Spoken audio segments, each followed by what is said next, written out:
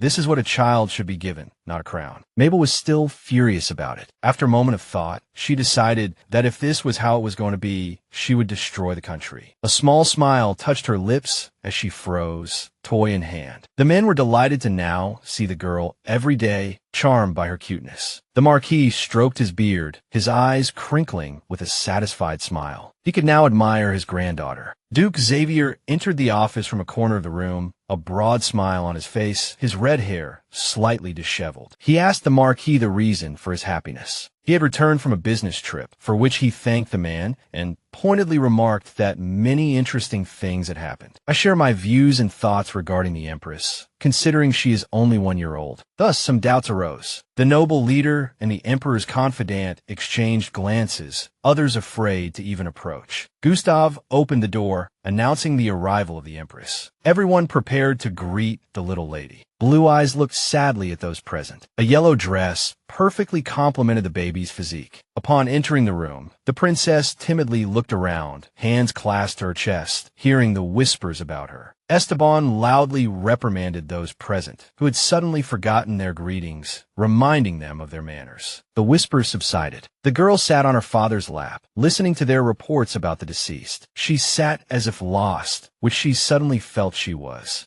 news suddenly arrived that the Devlin demons had reappeared in their territory. Mabel leaned forward at this. She already knew the boy had escaped, but not about the genocide. The next piece of news jolted the girl, a divorce request. A man had taken a mistress and was kicking his wife out of their home. Not only was the emperor angry, but the little girl on his lap was also burning with rage. I thought there was scum like this here too. At the time, the woman had been pregnant, but when she tripped on an old step in the house, she miscarried. The more the little girl listened to this story, the darker her face became and the tighter her fists clenched. Her face contorted with anger, turning crimson. Then she slammed her fist on the table, yelling death sentence, loud enough for everyone to hear. While those in the office were still processing what they had heard, the man correctly understood the girl's words. She cheered up and nodded. The young men, clutching their heads, burst into laughter, falling over each other, amused by the little princess's reaction. The girl's grandfather also laughed, touching his head. Both the emperor and Mabel, the instigator of the laughter, were taken aback. Mabel blushed, barely able to contain her fury, realizing the men were laughing at her. Back in the crib, she lay face down, angrily pounding the mattress with her fists. She didn't like anything, including her own behavior. A boy peeked in at her. His hair was the color of ripe wheat, his eyes glittering gold, and he stared at Mabel in surprise. She covered her lips with her hand, surprised by the boy's appearance, admiring his handsome features. He was sure to be a heartbreaker in the future. Oscar jumped to Mabel's side, hugging her, and introduced the boy, Scott, his friend and classmate. Oscar looked at Mabel with tears in his eyes. Sure enough, he hadn't introduced himself earlier and now regretted it, vowing never to do so again. Scott approached her, smiling. The little lady's charm left him speechless. He knelt on one knee, placing his hand on his chest and closing his eyes. This was the proper way to greet Her Majesty. The boy corrected his mistake. He raised his shining golden eyes and opened his mouth. There will be no more mistakes. I am ready to serve my mistress. A small, plump hand reached out to the boy, both as if to soothe him and demand obedience. She touched Scott's head. The boy lifted his head, seemingly holding his breath, focused on Mabel. Mabel sat on the bed, touching and stroking Scott's head, a smile blooming on her face. She felt at ease with the boys in the room. Oscar, unable to bear his sister's intimacy with another, shrieked indignantly, demanding head pats as well. So, with a strange feeling, Mabel stroked the heads of the two boys bowing before her, a blush rising on her cheeks. The sky turned red, black smoke covering the heavens, and crackling sounds came from the forest. A Devlin demon watched the scene with fascination, its blood-red eyes unblinking, though the sight had repeated itself once more. A bloody sword lay nearby. A voice insisted that they, the Hellmans who had entered his territory, must all be killed. As if a puppeteer manipulated the boy with invisible strings, no one could escape his grasp, nor should they even try to resist him. The boy desperately tried to find a way out of this predicament, but only the one who could call his name could help him. The boy's lonely figure gazed at the blood-red sunset in the mountains. He was alone in this place. The memory brought back the same child, the same feelings I once experienced surfacing again. For the first time in a long while, he felt free, as if some shackles had been removed and no one bound him anymore. Pale, he gazed into his thoughts. Perhaps this child could give him what he had long desired. For months later, Gustav announced his arrival, smiling and placing his hand on his chest. Mabel, wearing a red bow, grumbled sullenly, greeting Gustav without enthusiasm. Gustav held out his hand to the princess, asking if the food was delicious. She nodded in affirmation.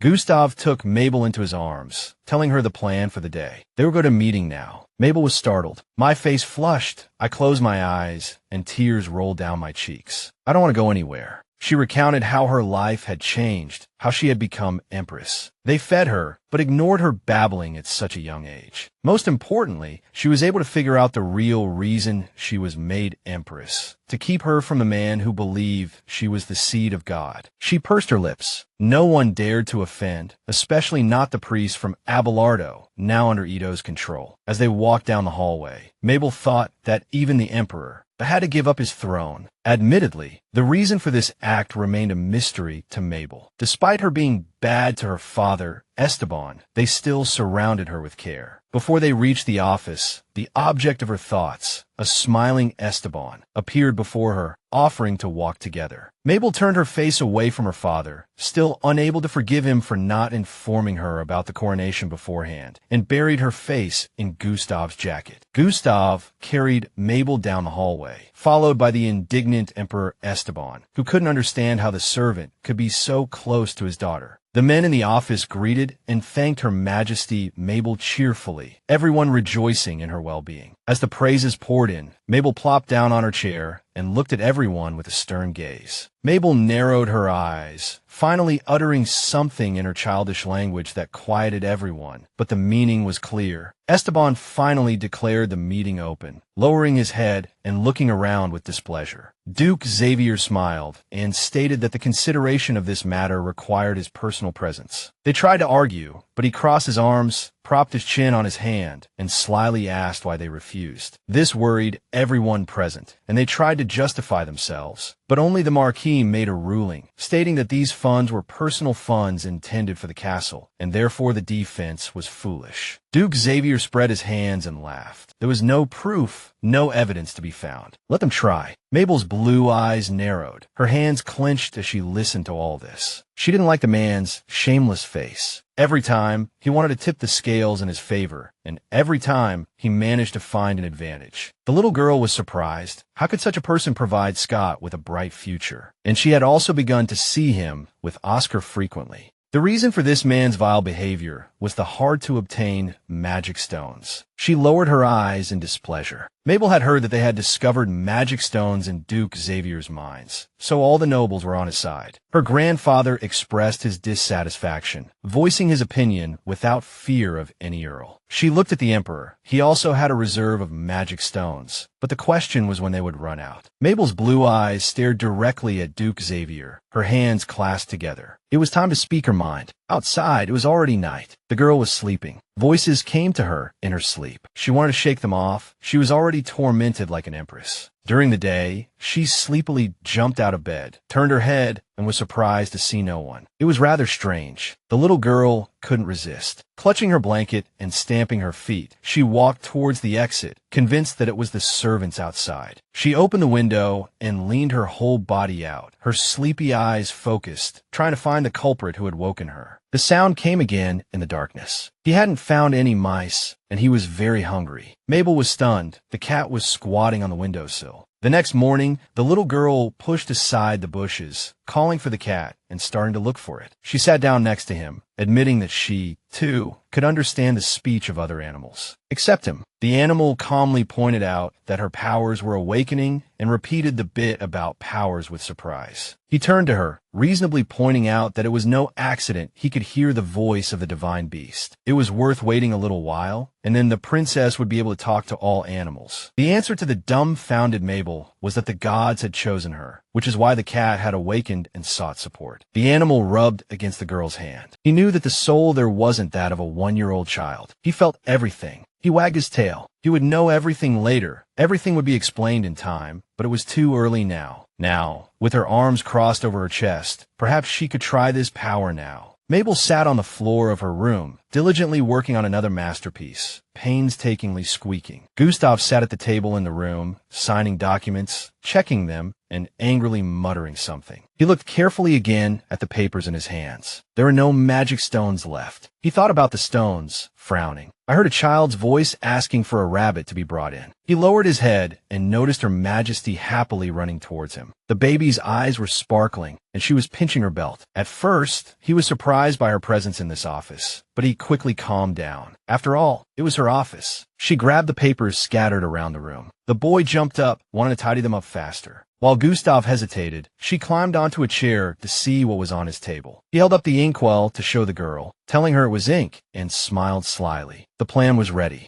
His face changed when he remembered that he hadn't closed the inkwell. There were a lot of documents on the table. He sighed in relief. The little girl raised her hand, laughing happily, her hand covered in black ink. And the papers, too. Gustav leaned over the table. Now he needed a rag. He nervously asked her to wait here. The girl did it on purpose. She didn't need extra eyes for her business. That was the plan. I take a leaf from my self-made pouch. I need to put it in a sensitive place and do it discreetly. I painstakingly worked on the wording for 4 months, and it took so much effort to write this letter. The girl turned her head. All that was left was to stamp it, and then it was over. She found the seal and painstakingly reached for the precious object. She wasn't tall enough. The table was high, but she succeeded. Now she eagerly stamped it, her fist clenched around the pen, even the sweat on her face reeking. When everything was ready, she heard a sound and abruptly swept everything off the table, as if she hadn't been working just now. The Emperor appeared. He stood motionless, afraid that the girl wouldn't like his appearance. She timidly walked past him, not looking at him, blaming everything on the fact that she had come to visit. Gustav's face darkened, and he resolutely decided that the young man would be demoted, clenching his hands into fists. At that moment, an unsuspecting servant entered the office with the doll the little girl was looking for. The girl practically ran to Xavier, overjoyed with the plush rabbit. The Emperor could not remain silent, and the boy's face paled at the insulting words. Then Mabel decided to take the blow herself, showing the rabbit to her father and handing it to him, the first gift for her father. The man was bewildered, and while he was stunned,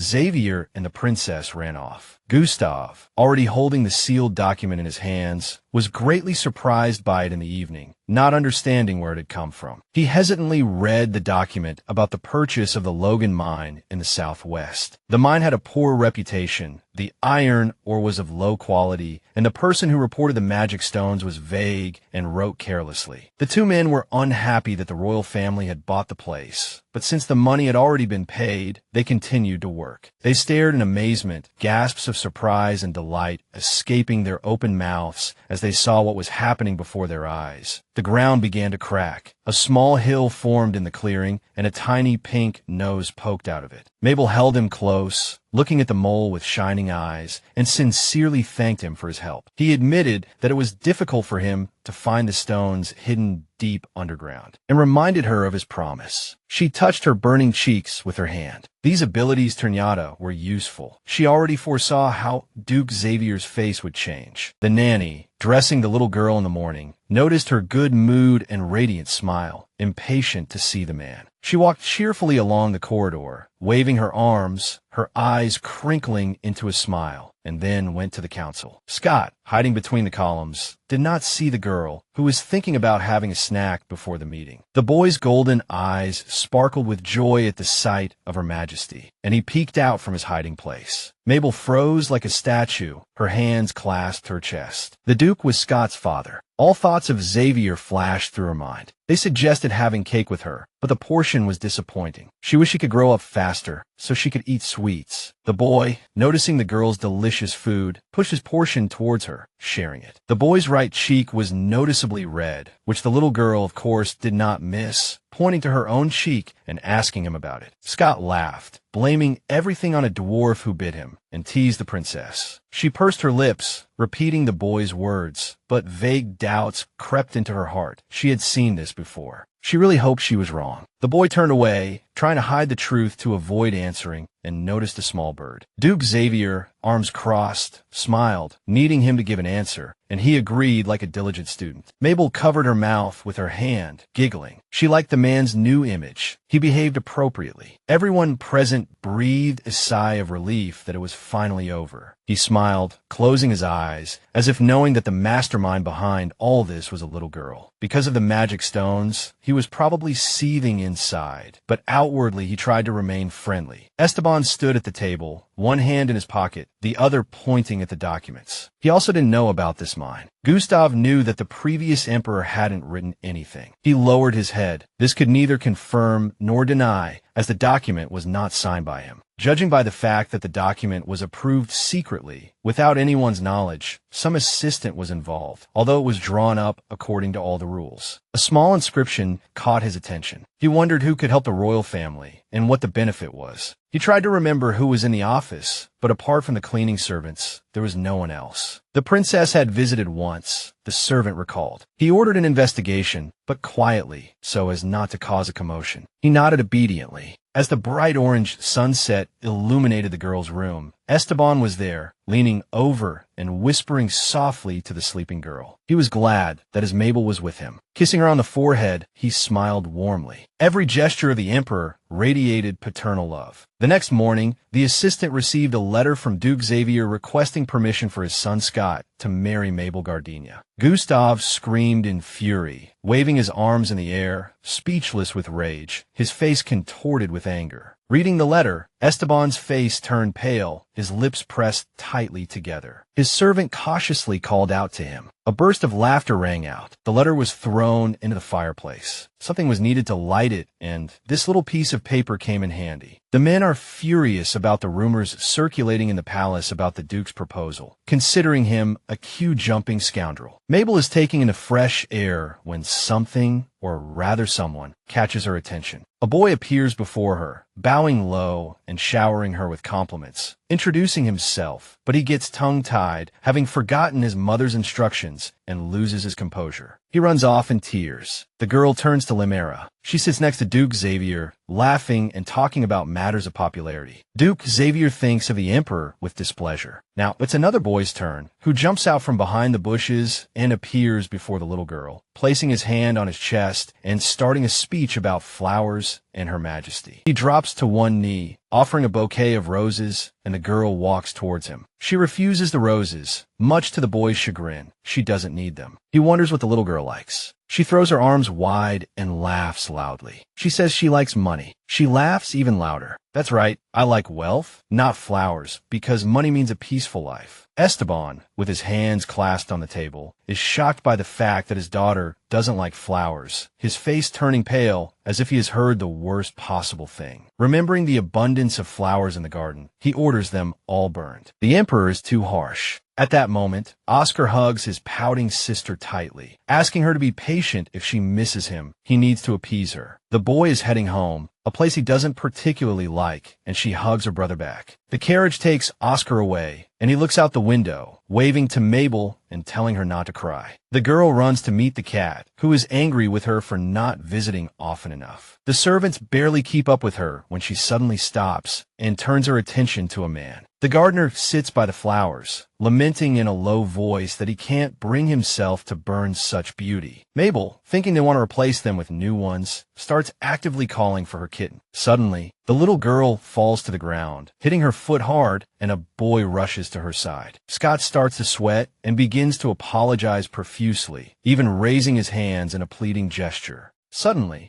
he shouts to throw the boy out, and from now on forbids anyone under the age of 15 from entering the palace. The girl immediately remembers her green-eyed brother. Regardless of status, no boys are allowed here anymore. The little girl clings tightly to her father, who is somewhat surprised and starts asking her what's wrong. Tears shimmer in Mabel's blue eyes as she calls for her brother. In her distress, the girl can't speak properly, and the assistant is already running towards the man with important news. He puts the child down. He has a gift, and it's time to leave. There's no other choice. Only the thought of Oscar lingers in her mind. The girl sits in front of the dessert, but doesn't touch it. She is listless, tears welling in her eyes. She wonders if she can go out alone. The clarity about Lysander upsets her further, but an escort is necessary. The man looks out from the corner, showing no joy, trying to calm his excitement, wondering if the little girl called him, if she asked for an escort. A tall, stately woman with a high bun looks down at the boy, her hands clasped in front of her, and reports. They led us to the dining area, seated us at the table, and served us an exquisite dish with a pleasant aroma. Red hair frames a delicate face as she looks up at her son, whom she hasn't seen in a long time. She casually, as if unintentionally, inquires about Oscar's training. The boy recounts his efforts in a low voice. After his mother's comments, he freezes, unable to move. She looks up at her son and speaks clearly, reminding the child of his promise to become Her Majesty's knight, and therefore deserving of more effort. The same maid reports to the young master that the carriage has been checked as per his mother's orders. Already seated in the carriage, the young man feels unwell, clearly having indigestion from dinner. He respects and fears his mother, hoping her attitude will change after his refusal to become the heir. Glancing out the carriage window, nothing has changed. His mother is still a mentor, and the training will only intensify. He rests his chin thoughtfully in his hand, wondering what his little sister is doing. He wants to see her as soon as possible later. He was utterly astonished, his mouth even dropping open when he wasn't allowed into the castle. The young soldier emphasized each word, explaining he was under orders and couldn't let anyone pass. Oscar, stroking his chin, explained that his own father had forbidden him entry to the castle. He clicked his tongue, and upon understanding the situation, suddenly laughed, his whole body relaxing. His green eyes widened in surprise as his sister's familiar voice reached his ears. Mabel came running towards him, breathlessly calling his name and waving her arms, trying to run even faster. The little girl dashed along the path. Alessandro followed calmly behind her, struggling to contain his laughter. The two of them together seemed very strange. I pushed the thought aside as my sister drew near. I opened my arms, ready for a hug, and hurried towards her. Reaching her brother, she held out her hand and declared her happiness at seeing him. She asked to go with him. His green eyes sparkling, he bent down, a bright smile on his face. The boy was overjoyed. A guard intervened, indicating with a look that the previous emperor must be informed first. Mabel glared at the guard, clenching her fists and gritting her teeth, sensing trouble. Fighting back her anger, the little girl pressed a hand to her chest and began to scold the guards. She was the empress. Weren't her orders supposed to come before the previous emperors? She spoke in a childish voice, some of her words coming out garbled. A bead of sweat trickled down the young guard's cheek. He admitted he couldn't understand a word she was saying. Alessandro, unable to watch any longer, stepped forward and stopped the guard with his hand. You must obey the young lady's orders. I will personally inform the emperor. I saw Mabel already pulling Oscar away. This was exactly what Mabel wanted. She walked along the path, Oscar following behind her, and Alessandro bringing up the rear. Oscar repeatedly expressed his gratitude that his dear sister had come to get him personally, covering his mouth with his hand as he left. But one question still bothered Oscar. He leaned closer to Mabel and asked about their uncle. The girl didn't stop walking, only glanced back, then quickly turned away again, her face flushing red to her ears. Finally, her answer was simple. It just happened. The man, Alessandro, laughed. Alessandro recalled the morning, peering out from behind a pillar when Mabel called him. He had heard that boys over 5 weren't allowed in the courtyard. Lost in thought, he felt Mabel firmly grasp his hand and ask for his help, something that seemed difficult for her. Alessandro hesitated, pretending to be an ordinary guard. Pleased that she had asked, he said he would accompany her. The man smiled, but in return, she had to fulfill one of his requests. He decided to tease her a little. Little Mabel's eyes widened in surprise as the large man requested a child's treat. A small, heart-shaped cake, beautifully topped with berries, Mabel's favorite and the very one Alessandro wanted. The child's eyes and mouth went round. While Mabel hesitated, the young man, Alessandro, added fuel to the fire, deliberately mentioning how difficult Oscar's situation currently was. A gold fork, inlaid with emeralds, pierced the delicate cake, sending plump berries tumbling. She offered the fork directly to Alessandro's mouth, seemingly unconcerned. Alessandro stared at her in surprise. His green eyes warm with affection. He raised his hand, flattered and almost disbelieving that the little girl would feed him herself. At that moment, 2 young men, faces flushed crimson, were brought before Miss Mabel, replacing Alessandro. Little Mabel approached them, studying the two with a scrutinizing gaze, but she didn't know who they were. Alessandro, for his numerous crimes, stealing a child's treat, delaying Oscar's arrival, had been temporarily relieved of his duties. Mabel didn't like these newcomers. She kept glancing at them sideways, their presence a source of stress.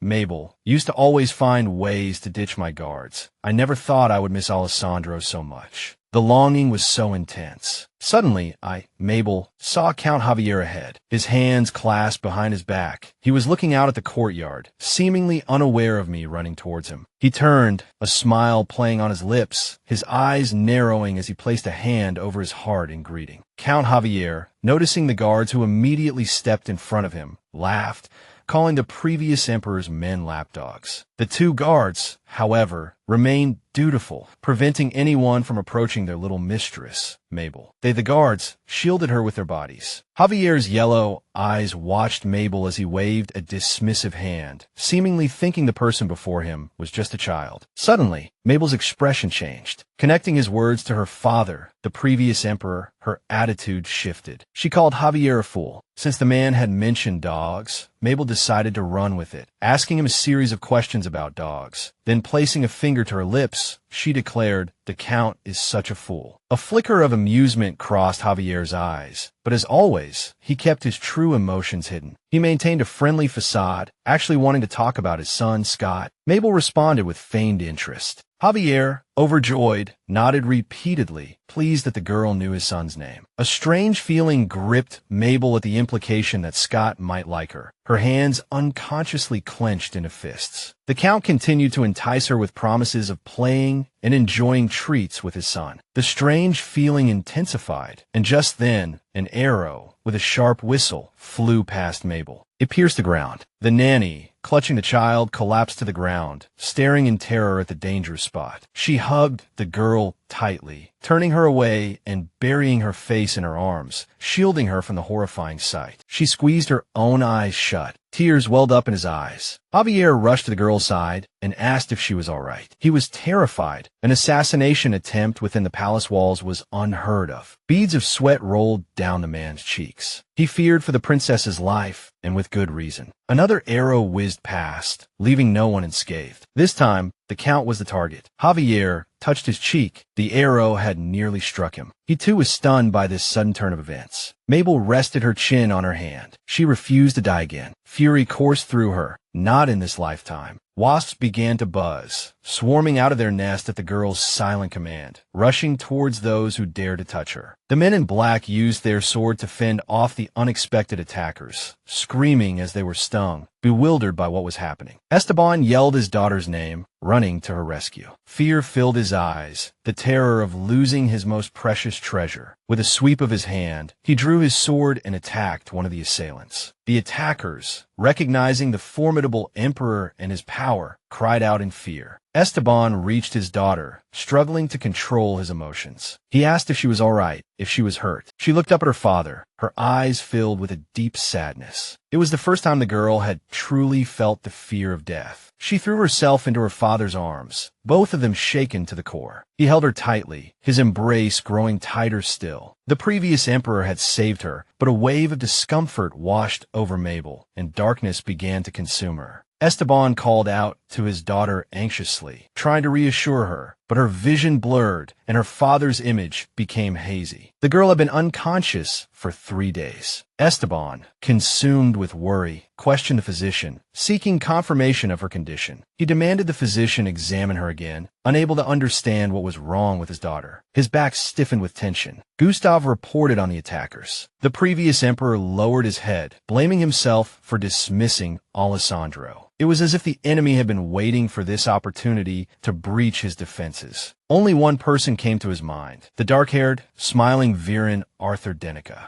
Esteban bent down, gently stroking his daughter's hair, vowing that this debt would not go unpaid. He would have his revenge. Elsewhere, Oscar touched his father's hand. The poor boy was deeply worried about his sister. Father and son exchanged a look, speaking in unison. Anyone who dares to harm Mabel will be punished. Not one will escape. Father and son stared intensely at the physician. They had so many questions, desperate for the girl to wake up, their tone bordering on threatening. Thankfully, all was well, for Mabel opened her eyes and spoke her first word since collapsing. The physician's eyes lit up, and he made a grateful prayer gesture. Oscar turned to Mabel with joy. Esteban and Oscar rushed to the girl's bedside, their eyes shining with happiness at seeing her awake. Her father stroked her hair, overcome with emotion, tears in his eyes as he thanked her for being all right. Mabel clutched the blanket, her eyes wide as she looked at the people in the room, confused about what had happened. The bewildered little girl couldn't understand the situation. Everyone was rejoicing at her awakening, but she had no memory of losing consciousness. The cat grumbled its displeasure. It had been waiting for her, and now was scolding her. It had grown bigger, its fur gleaming in the sunlight. The girl sat up, supporting herself on her knees, and apologized, squinting her eyes. She knew exactly why she had fainted, but she couldn't let anyone guess. She had collapsed in her dress, clearly having exhausted her power. She explained to the cat why she had fainted. She opened her mouth and leaned slightly towards it, listening as the cat spoke about her abilities, reassuring her that everything would be all right. The cat also told her that the wasps had tracked the attacker, someone Mabel knew very well. Her small legs moved with determination. Mabel was furious. Count Javier was behind the attack, and now she had to settle the score. She admired Count Javier's cunning plan. It was her ability that had saved her. Otherwise, she would have been dead. She saw her father and Oscar ahead, smiling at her. She closed her eyes, understanding dawning within her. She had to learn to protect herself because she didn't know when something like this might happen again. The little girl sat in a forest clearing, surrounded by animals, listening intently to their needs. Some wanted grass, their fur brushing against her hand. She stretched her hand towards the snow, a warm current flowing from her palm. Green grass sprouted, a miracle in the depths of winter. She beamed with delight, and the animals immediately gathered to enjoy the fresh growth. She had done it. This was wonderful news. But the cat didn't share in the joy of this success, believing she was far from ideal, just a child 22 months away from growing up. She was disappointed to discover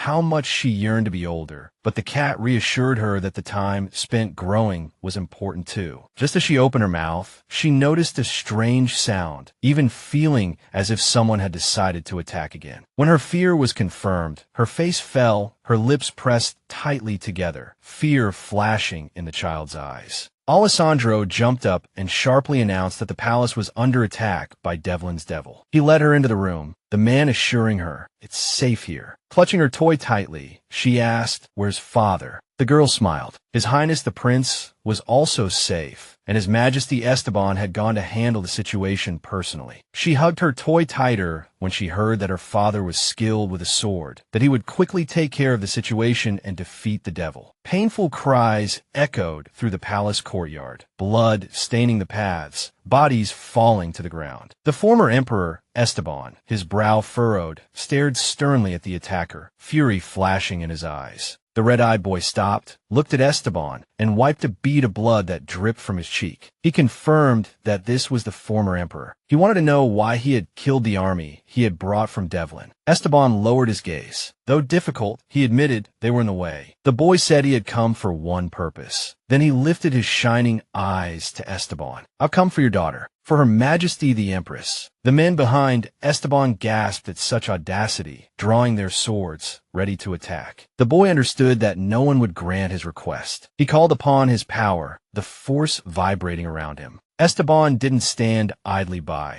His sword glowed with a blue light as he charged towards the boy. Mabel, before the bloodshed could begin, stopped it all, running between them, yelling for them to stop. Her father, Esteban, surprised by his daughter's reaction, shouted at her in alarm, worry for the little girl seeming to grip him tightly. As he, the boy, had expected, his thoughts became clearer as he approached the palace. He stopped, motionless, only his eyes following her, Mabel, intently. Noticing his gaze, Mabel greeted him, but the boy remained silent. Only sadness settled in his eyes. Mabel narrowed her eyes, hurt by his silence, his lack of response to her greeting, his refusal to speak. Hearing again that the boy needed this child, Mabel, Esteban yelled, telling his daughter to move aside and hide. Alessandro also screamed that if Devlin's devil took another step closer to the young miss, they wouldn't let it go, his hand gripping the hilt of his sword. The blades of the former emperor, Esteban, and the girl's guard, Alessandro, crossed at the boy's neck,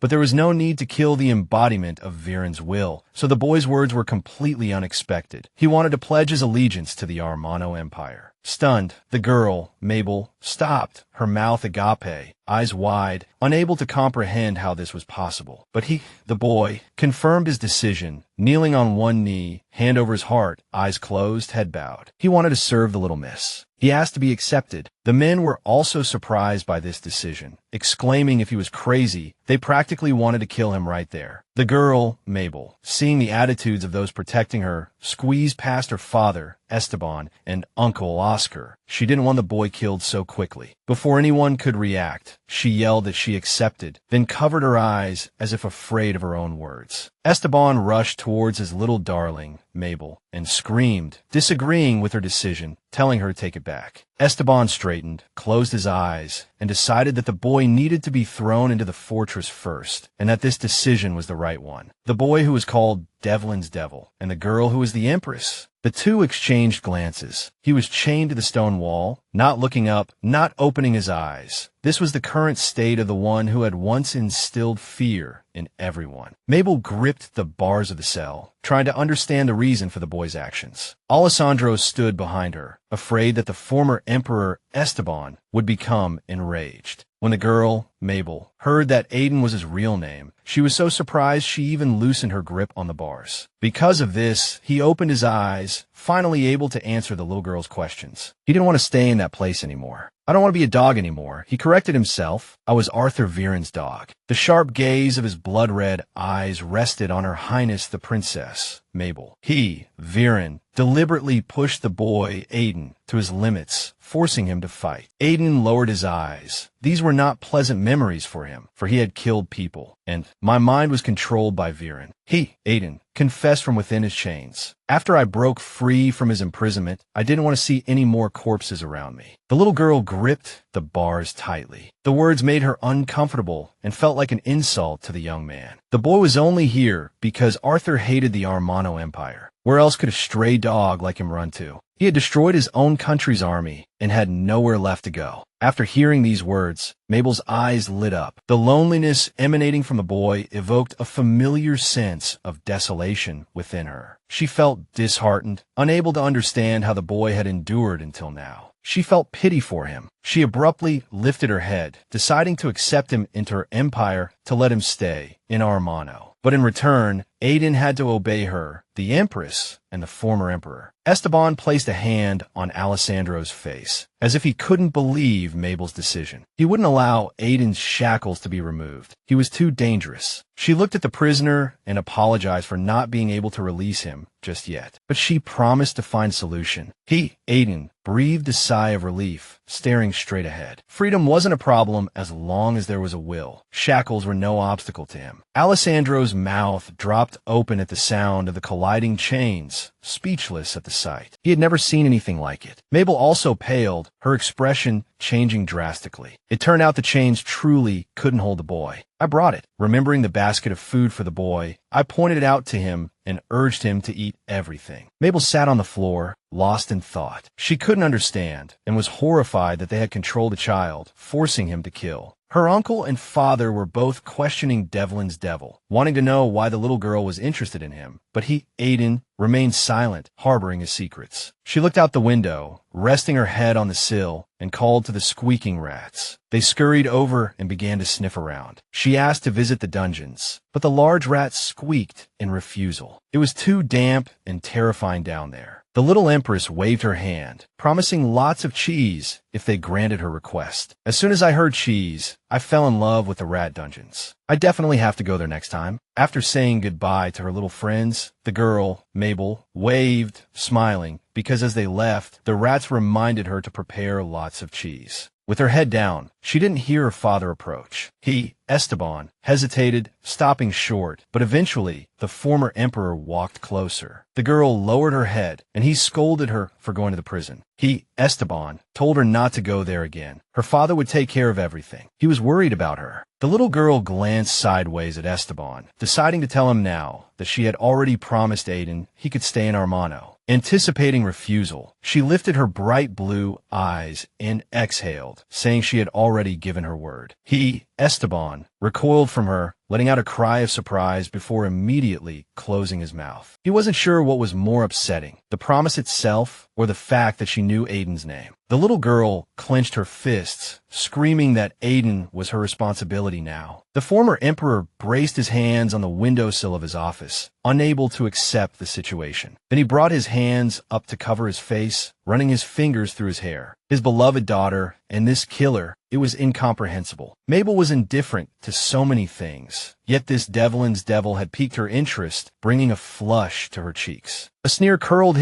Esteban's lip. It was time to pay the boy another visit in the dungeons. He headed for the exit, not intending to bring any good news. Aiden sat on the cold floor, eyes fixed on the discarded box, feeling at ease for the first time. Aiden thought about the girl, her smiling face. She had brought him food and promised to ask the former emperor to release him. His gaze remained glued to the sweet treat. Devlin's devil had never tasted anything sweet before. Esteban realized these shackles wouldn't hold him. It was almost laughable. He continued his interrogation, demanding to know why the boy had come here, while the shackles in Aiden's hands cracked from the force. They crumbled to dust like ash. Unable to bear the silence, Esteban, ordered the boy to tell him everything. Aiden, looked at the man, Esteban, with sharp red eyes, considering what to say. Then Aiden, decided to confess. Esteban's jaw dropped at Aiden's confession. The idea that someone could control another's mind was too outlandish for him to grasp. Aiden admitted he didn't even remember when he had started killing. His agency had been stripped away, a predicament far different from facing an enemy or an ally. Aiden, continued, explaining that Viren's control had begun to weaken the day he first met the Empress. This explained why he had suddenly stopped during the recent border conflict. Aiden stretched out his hand. Even this distance was acceptable. The closer, the better, as far as he was concerned. But the man, Esteban, angrily replied that he wouldn't allow her, Mabel, to visit again. On this matter, his stance differed from Mabel's. He was about to turn towards the exit when he froze, noticing a small basket of sweets, realizing it was left by his daughter. He peered inside, then shifted his gaze from the basket to the boy, unable to understand why his daughter would give away her favorite treats. In the silent forest clearing, she lay sprawled on a blanket, tormented by her thoughts. Even the cat noticed her tossing and turning, her brow furrowed. She jumped up, clutching her head in her hands. Her birthday was 2 months away, and all attempts at abdication had failed. It angered her, but she had succeeded in one thing, pleading with her father every time to release Aiden, convincing him the boy was now her responsibility. She rolled over, resting her arms beneath her head, pondering what to call the man, since Oscar called him father. She immediately dismissed those thoughts, remembering the former emperor was expecting birthday gifts again. Alessandro fanned the flames from the sidelines. Speaking of hatred, Mabel's birthday arrived, and the maids bustled about, currently holding a mirror for her. She smiled tenderly and nibbled on the mirror. She truly did look beautiful, in a lovely pink dress with a matching bow. Mabel extended her hand to her nanny. She was ready, and now she resolutely wanted to go out. Everything was different this time.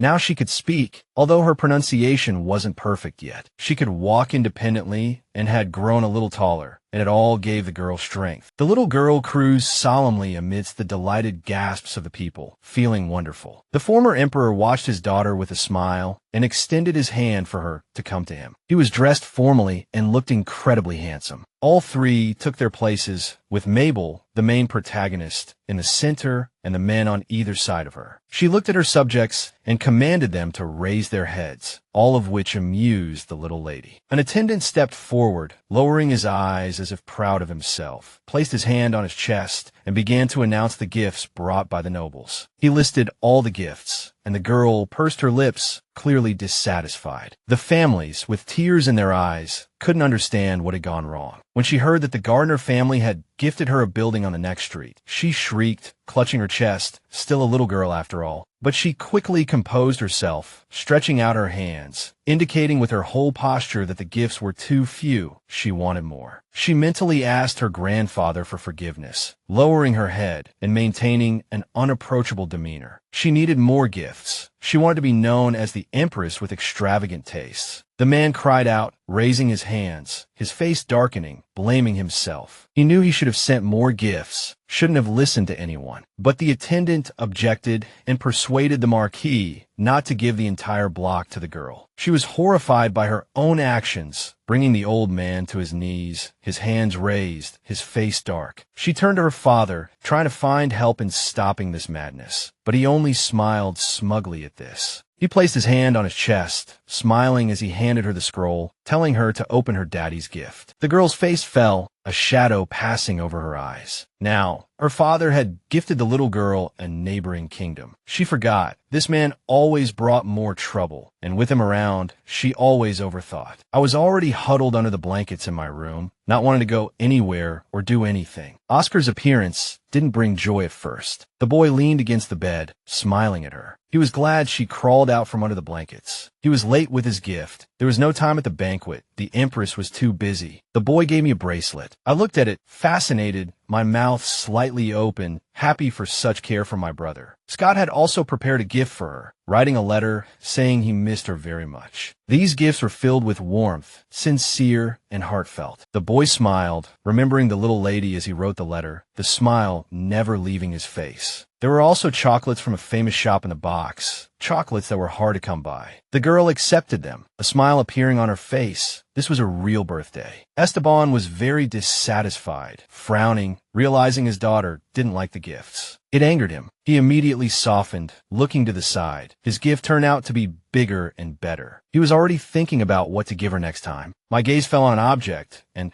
I asked Gustav what it was. It turned out they had sent a relic from Abelarda. The man frowned, demanding, even ordering, that it be removed, that it should never reach his daughter's hands. It was disgusting to look at. Gustav struggled to think of a reason to return the stone, sighing as he put it away in a dark place. When it was alone, it shone brightly. The nanny covered the little darling with a blanket, asking how everything was, and saying that the prince had thought about the gift for a long time. She leaned over to the girl, touched her lips, wished her a happy birthday again, and gave her a tender kiss. As soon as the nanny left, Mabel came down, running along the long corridor. The girl carefully read the note. It was from Aiden, inviting her to the balcony that evening, wanting to thank her in person. I ran to the balcony. There was no one there, but I noticed a bag near the railing that caught my attention. I opened it and saw some stones and coins inside. I was even more surprised, but the gold glittered and the stones shimmered, pleasing to the eye. The little girl smiled and touched her mouth. This was probably a gift for her, she thought, feeling delighted. Aiden watched the girl from above, noticing her smile and that she correctly understood the gift was for her. She grabbed the bag and happily went back. This money was just right. She could use it as her private savings later. In the morning, she was awakened by the chirping of birds and sparrows. She turned over and gasped. Apparently, because she hadn't slept well at night, she wasn't feeling very well now. I stood up and saw a stone beside me. I clearly remember there wasn't anything like that yesterday.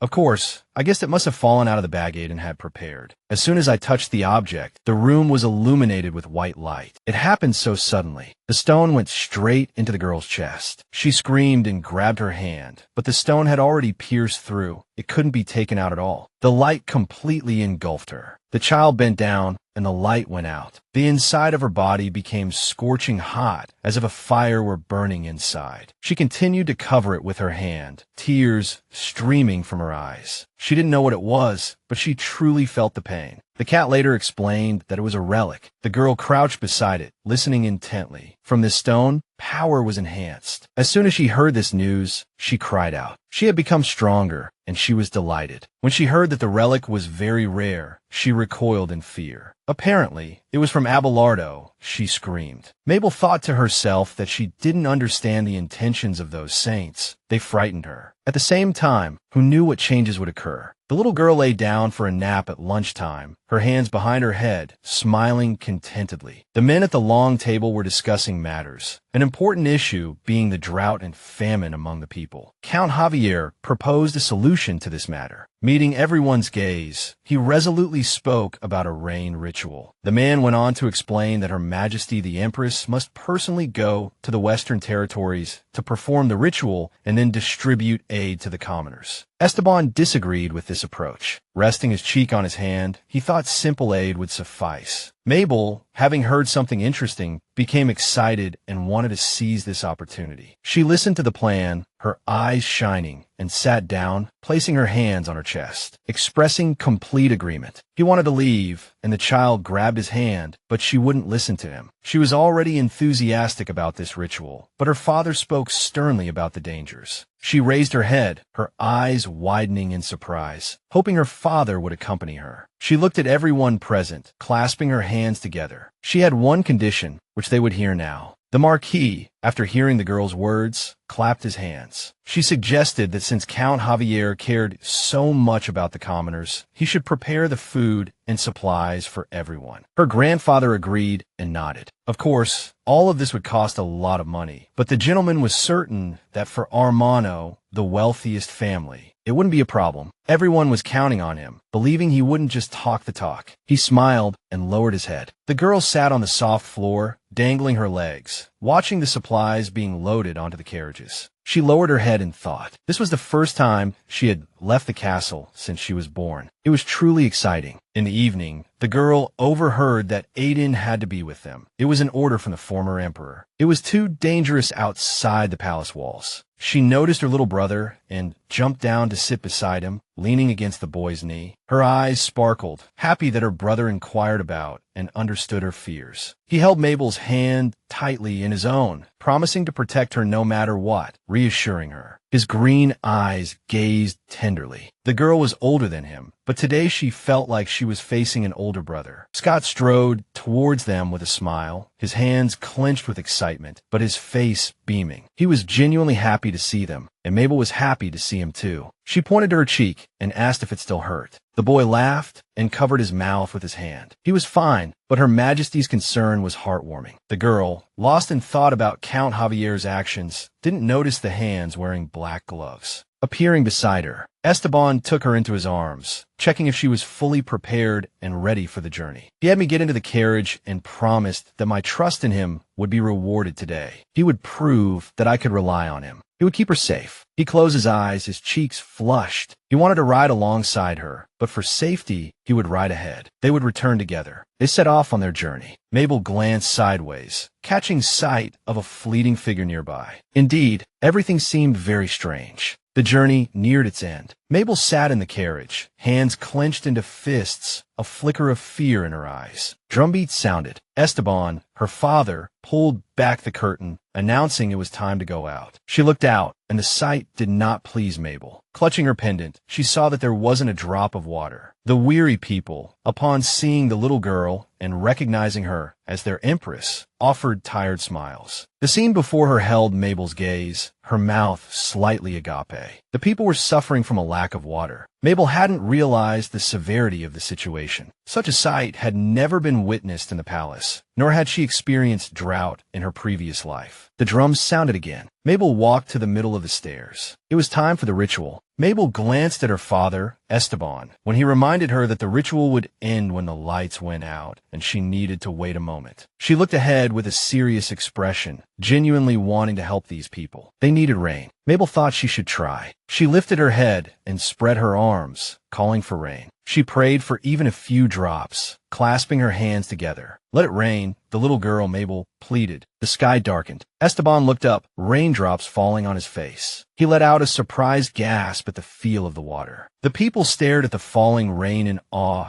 raising their hands. Expressions of wonderment painted across their faces. It was raining. The people rejoiced. Mabel herself covered her mouth with her hand, letting out a squeal of excitement. She had done it. She looked up at the sky in disbelief. Former Emperor Esteban shielded his daughter, Mabel, from the rain, softly and quickly telling her to take cover. He was already drenched, yet he worried about little Mabel. She might catch a cold. She was distracted by the commotion, someone shouting that the Empress had performed a miracle. She couldn't help but listen, understanding that she shouldn't be seen as the one responsible. Mabel turned to Esteban, her father, and called out with a smile. "Father, that was amazing." Mabel exclaimed, "It's really raining. I pretended it was some man, a master swordsman, but I was confused myself." The men looked at each other, accepting and hearing Mabel's words, and turned to praise Esteban, her father. Bundled up, Mabel smiled happily, relieved that a potentially disastrous situation had been averted. Count Javier, in his office, slammed his hands on the table, furious, muttering in disbelief at the report before him. "This is impossible." He gritted his teeth. This was beyond human capability. There hadn't been a single cloud in the sky earlier. His lament was interrupted by a drenched Scott. Scott entered, announcing that they couldn't leave now because of the rain. When asked about the task Count Javier had given him, Scott froze. He admitted he didn't want to do it. Count Javier's face darkened, and he roared at his son, Scott, ordering him to be silent, but to no avail.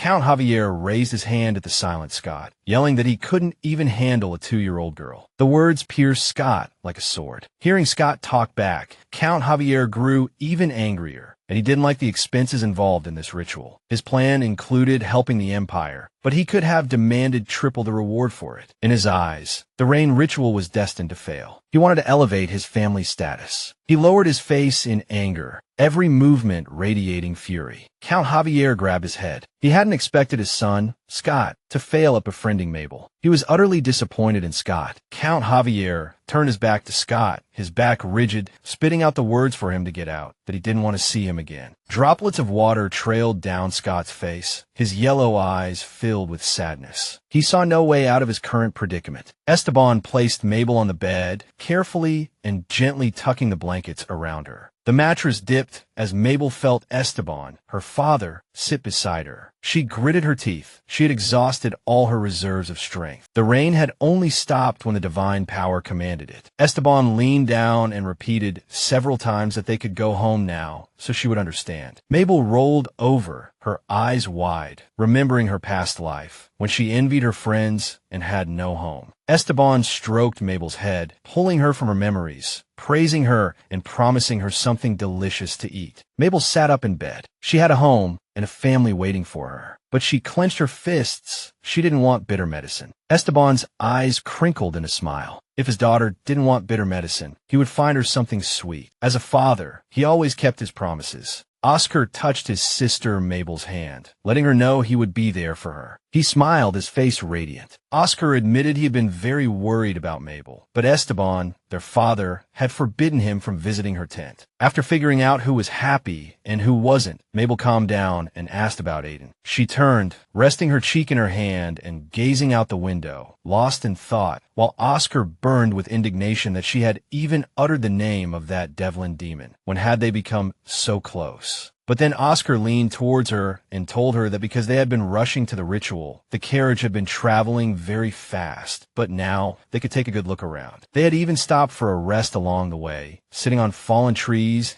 and eating delicious porridge by the fire. Oscar had eaten his fill, and they had fed the little one too. As Oscar helped Aiden into the carriage, Esteban called to his children. He told them to sleep for a while, saying they would be back soon, and instructed Oscar to take care of Mabel. Oscar obediently nodded. Aiden sensed something amiss. He turned his head and heard a familiar voice, surprised by the appearance of Viscount Dargo. He shouldn't be here. Mabel, leaning against the carriage wall, was already almost asleep, her eyes closed and her breathing gradually evening out. Just then, a loud knock echoed against the carriage window. Mabel's eyes snapped open, her heart beginning to race. A young man with red hair peered in, a smile on his face, but it was strained, insincere, his eyes still cold. He looked at Mabel. Mabel looked back, wondering who he was. But the Viscount suddenly laughed aloud, introducing himself and warning that things were about to get tricky. Oscar pulled her close, holding her against him as she drifted off to sleep. Oscar himself was quite displeased by the fellow's impudence. Mabel had just fallen asleep nestled in his warm embrace when the carriage began to shake violently, startling her awake with a scream.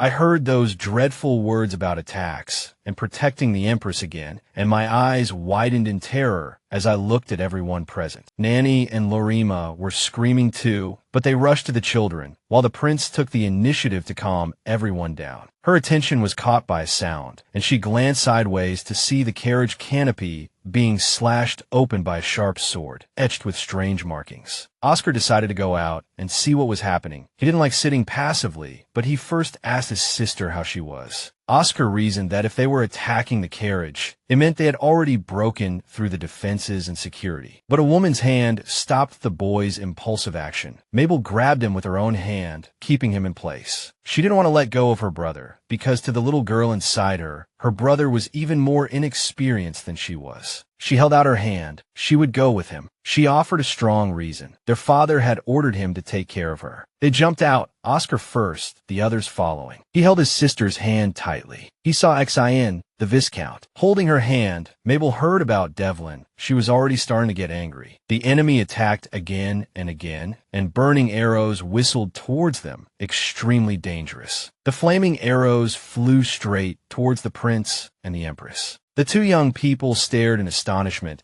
as the flaming arrows extinguished themselves mid-air, failing to hit their targets. "We have to get a father," Oscar shouted. "It'll be safer there." He looked at Mabel, instructing her to stay close behind him. Mabel smiled, thinking to herself that there was no need to worry. She would definitely take care of her brother. So they started moving, Oscar in front with his sword, Mabel, Nanny, and Lorima following behind him, carefully avoiding the burning obstacles. The Viscount stopped the moving group, requesting permission to escort them to their father, saying it would be safer with him than for them to travel alone. The prince took a defensive stance, Mabel hiding behind him. Oscar interrupted him. They didn't have time for idle chatter. Oscar accepted the help. The fire was spreading quickly, and they really needed to get out of there fast. Now, Xin led the way. They were attacked again, and Mabel hid behind her brother, reminding him loudly to be careful. Oscar was defending with his sword. In this situation, Mabel couldn't help but wonder where her father had gone, because he always used to be the first to run to their side. But now, with such danger, he was nowhere to be seen. She closed her eyes, trying to dispel the terrifying thoughts. She didn't even dare to think that something might have happened to her father. A sorcerer suddenly appeared in the clearing, and as soon as he materialized, the surroundings became dim. The sorcerer pointed his staff at the moving group, and shouts warning of danger rang out from all directions. Oscar shielded Mabel with his body, facing the danger himself. Her heart pounded. In this moment, Mabel truly felt fear. Suddenly, someone pulled Mabel away from her brother. She screamed, reaching out in vain for Oscar, who had tried to protect her. A man bent down, a deep wound splitting open on his back. Oscar fell to the side, witnessing it all. The sword fell nearby. Xin turned to Mabel, shielding her with his own body, his back taking the injury. Mabel's gaze shifted to the marking on the sword. It even shimmered for a moment, catching her attention. How familiar that pattern was. Mabel looked up at the man, and all the clues clicked into place. He,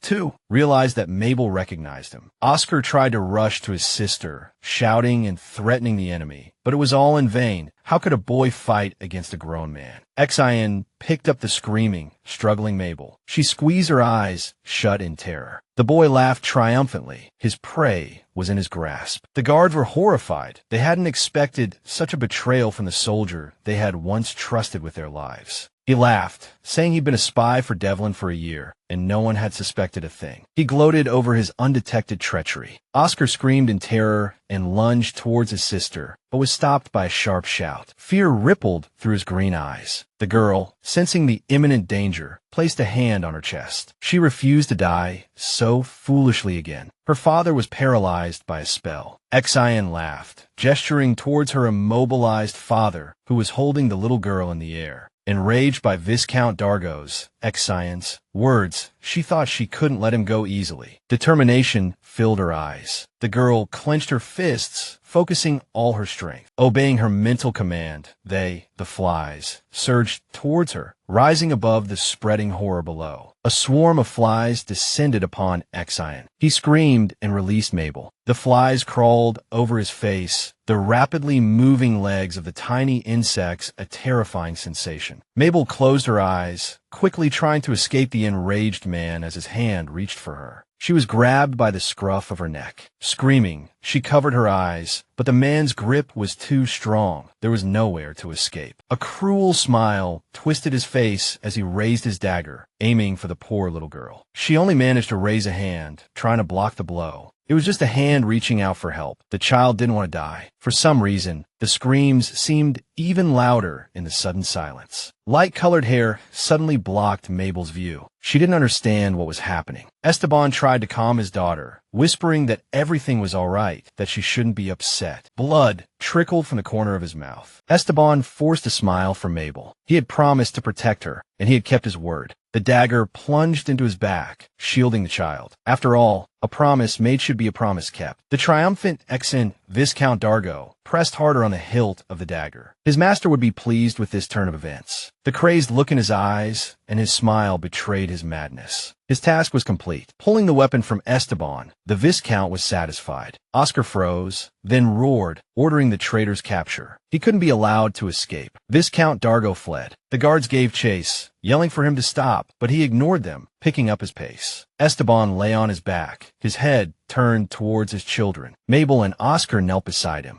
Tears streamed down Mabel's face as she repeated the same words over and over, unable to understand why he would risk his life for her. He smiled at his beloved daughter, calming her, wiping away her tears. The reason was simple. She was his beloved daughter, and he would do anything for her. Everyone who had ever been kind to her, who had given her love, had ultimately betrayed her and abandoned her. They left and never looked back. The past flashed through Mabel's mind. She had assumed that her father, too, would eventually leave her in this life, ignoring her. She would be left alone, crying in anguish, having sworn to do anything he wanted, clean, wash, cook, even steal. But this man had given her love, unwavering love. She had never understood hugs, kisses, and warmth. If he was going to leave her now, after all of that, what was the point? A lone tear rolled down her cheek. In the piercing silence, the girl pleaded with him not to leave, to stay. Her whispered words echoed with anguish. She screamed, throwing her head back, hands braced on the ground, unable to let go of the father who had assured her of his love. Light spread throughout the clearing, reaching the tops of the tall trees. It flooded the entire area. The soldiers' wounds and abrasions healed. Astonished by the miracle, they gasped and groaned. Aiden looked up. The bright halo was so familiar. He followed the yellow glow, realizing he needed to get there urgently. Esteban's wounds were closing. He took a breath, his eyes still closed, but his chest began to rise and fall steadily. He opened his eyes, gazing in astonishment at his savior, touching the wound. It still stung, but the tearing pain was gone. Aiden sat in the carriage, contemplating whether to speak about the man he knew or to wait and see. No one was forcing him to protect Ermiano. He finally addressed Lysander, who was sitting beside him, but didn't finish his sentence. Lysander, about to listen, his interest piqued, even opened one eye. He leaned closer, continuing to speak about Viscount Dargo. After all, his goal was to protect the little girl, so he decided to tell him. Lysander, not understanding what they were talking about and not knowing such a Viscount, crossed his arms and ignored him. It was too late when the shouts of the attack reached my ears. I turned. I should have been ready sooner. Jumping from the carriage, Lysander yelled to be careful and drew the devils of Devlin into battle. The sorcerer was engulfed in blue light. The bodies of nearby guards no longer obeying their commands, only able to let out a scream. Aiden saw a running man. It was that Viscount Dargo Exen, and thought that his target was not the former emperor. It was worth pursuing him through the flames. I decided to chase after him and stop him. I understood that the attacker had calculated everything and knew who was where. He deduced that there were only two possibilities, either a foreign spy or, in the favorite manner of Arthur Verona, a traitor from within their own ranks. Exion ran, laughing, confident they couldn't catch him, not taking into account that Aiden would help the people of Ermiano. And now, that youthful dark power surrounded the traitor, and with a powerful force seized his throat, preventing his escape. The Viscount recognized him, his teeth clenched in anger, looking down at the young man with arrogance, and greeted him. He leaned down, cutting him off, subduing him from behind. The man immediately quieted, only whimpering from the hellish pain. The Viscount even lost consciousness. Then Aiden handed him over to the soldiers, who were confused, not knowing what to call him. He had helped them, and they were grateful. He clarified the situation, stating that this man was a spy from a neighboring country and needed to be taken into custody. Painful groans and shouts about what to do with him were left behind, while the young man rushed towards that special aura. Aiden's eyes fell upon a very sad picture filled with grief. He heard the former emperor screaming, calling for his daughter. The man was heartbroken, holding her tightly, his eyes squeezed shut, the child in his arms motionless. That's how he looked. Those crimson eyes stared at Mabel. They even reflected fear for the little empress, which was very strange. In the room, where the fireplace quietly burned, a little girl was sleeping peacefully. Esteban sat in a chair, hunched over, his hands covering his face, blaming himself for what had happened. If he had stayed with her, he could have protected her. Oscar was also nearby, large teardrops rolling down his childish face, grieving for his sister. Esteban turned and, putting his arm around Oscar's neck, comforted the boy, then gave another order for him to leave the room. After sending his son to rest, he raised his blue eyes to those who entered, asking about Viscount Xn. Aiden nodded, confirming what was said. Devlin was responsible for everything. He had also sent Aiden. He would decide what to do with him later. Alessandro froze, as a dark figure next to the former emperor gently reproached him for not having slept properly for over a week. The figure leaned down. He couldn't sleep in the dungeon. The culprit of all this sat in shackles, head bowed. Now, a terrible fate awaited him. Time passed, and in the end, only the Empress, who had healed everyone, was asleep. The aide read the next report, pondering. In Ermiano, there were dead but no wounded. Gustav walked along the corridor, carefully reading the documents in his hands. Now no one doubted that this girl, the Empress of the people, was the divine seed. An aide entered the girl's room. The Emperor was still there, pale, looking straight at him. There was only one way left. I had to contact Abelardo. I haven't woken up for a month. Esteban was exhausted. A little girl with a bag in her hand raced through the empty night streets, weaving between houses, running to buy a bottle of vodka that her father had sent her for, afraid of being late, afraid of being scolded for it. She was looking for support. When my father was around, there was endless whispering behind our backs. People sympathized with me. When I was alone, they kept asking where he was. I sat on the ground, hugging my knees, yearning for someone to be there to offer help and support. This unfortunate child built high walls around her soul, but deep down, she longed to feel the happiness that could envelop her, give her warmth. Then, a man appeared in her life, promising to take care of her, to love her, to embrace her lost soul. Mabel opened her eyes and called out loudly to her father, stretching out her hands, wanting to feel the warmth of a loved one again. Tears of joy welled up in Esteban's eyes. The master swordsman, the hardened warrior, the dark circles under his eyes spoke of endless sleepless nights. The little girl jumped into his open arms, clinging tightly with her fingers, as if afraid to miss this moment, to be left alone again. He hugged his daughter. For him, it all felt like a dream. He couldn't fully believe it, but he also understood that it was real. She easily uttered the word Papa. How many times had she restrained herself, acted distant, so that now she was ready to drown in this flood of emotions? The servants joyfully spread the good news of the Empress's awakening, and they all breathed a sigh of relief. Oscar's green eyes held sadness, thinking of his sister. He hoped she was all right. She hadn't woken up for a month. The boy was busy training, slashing his sword a specially made simulator. But at this moment,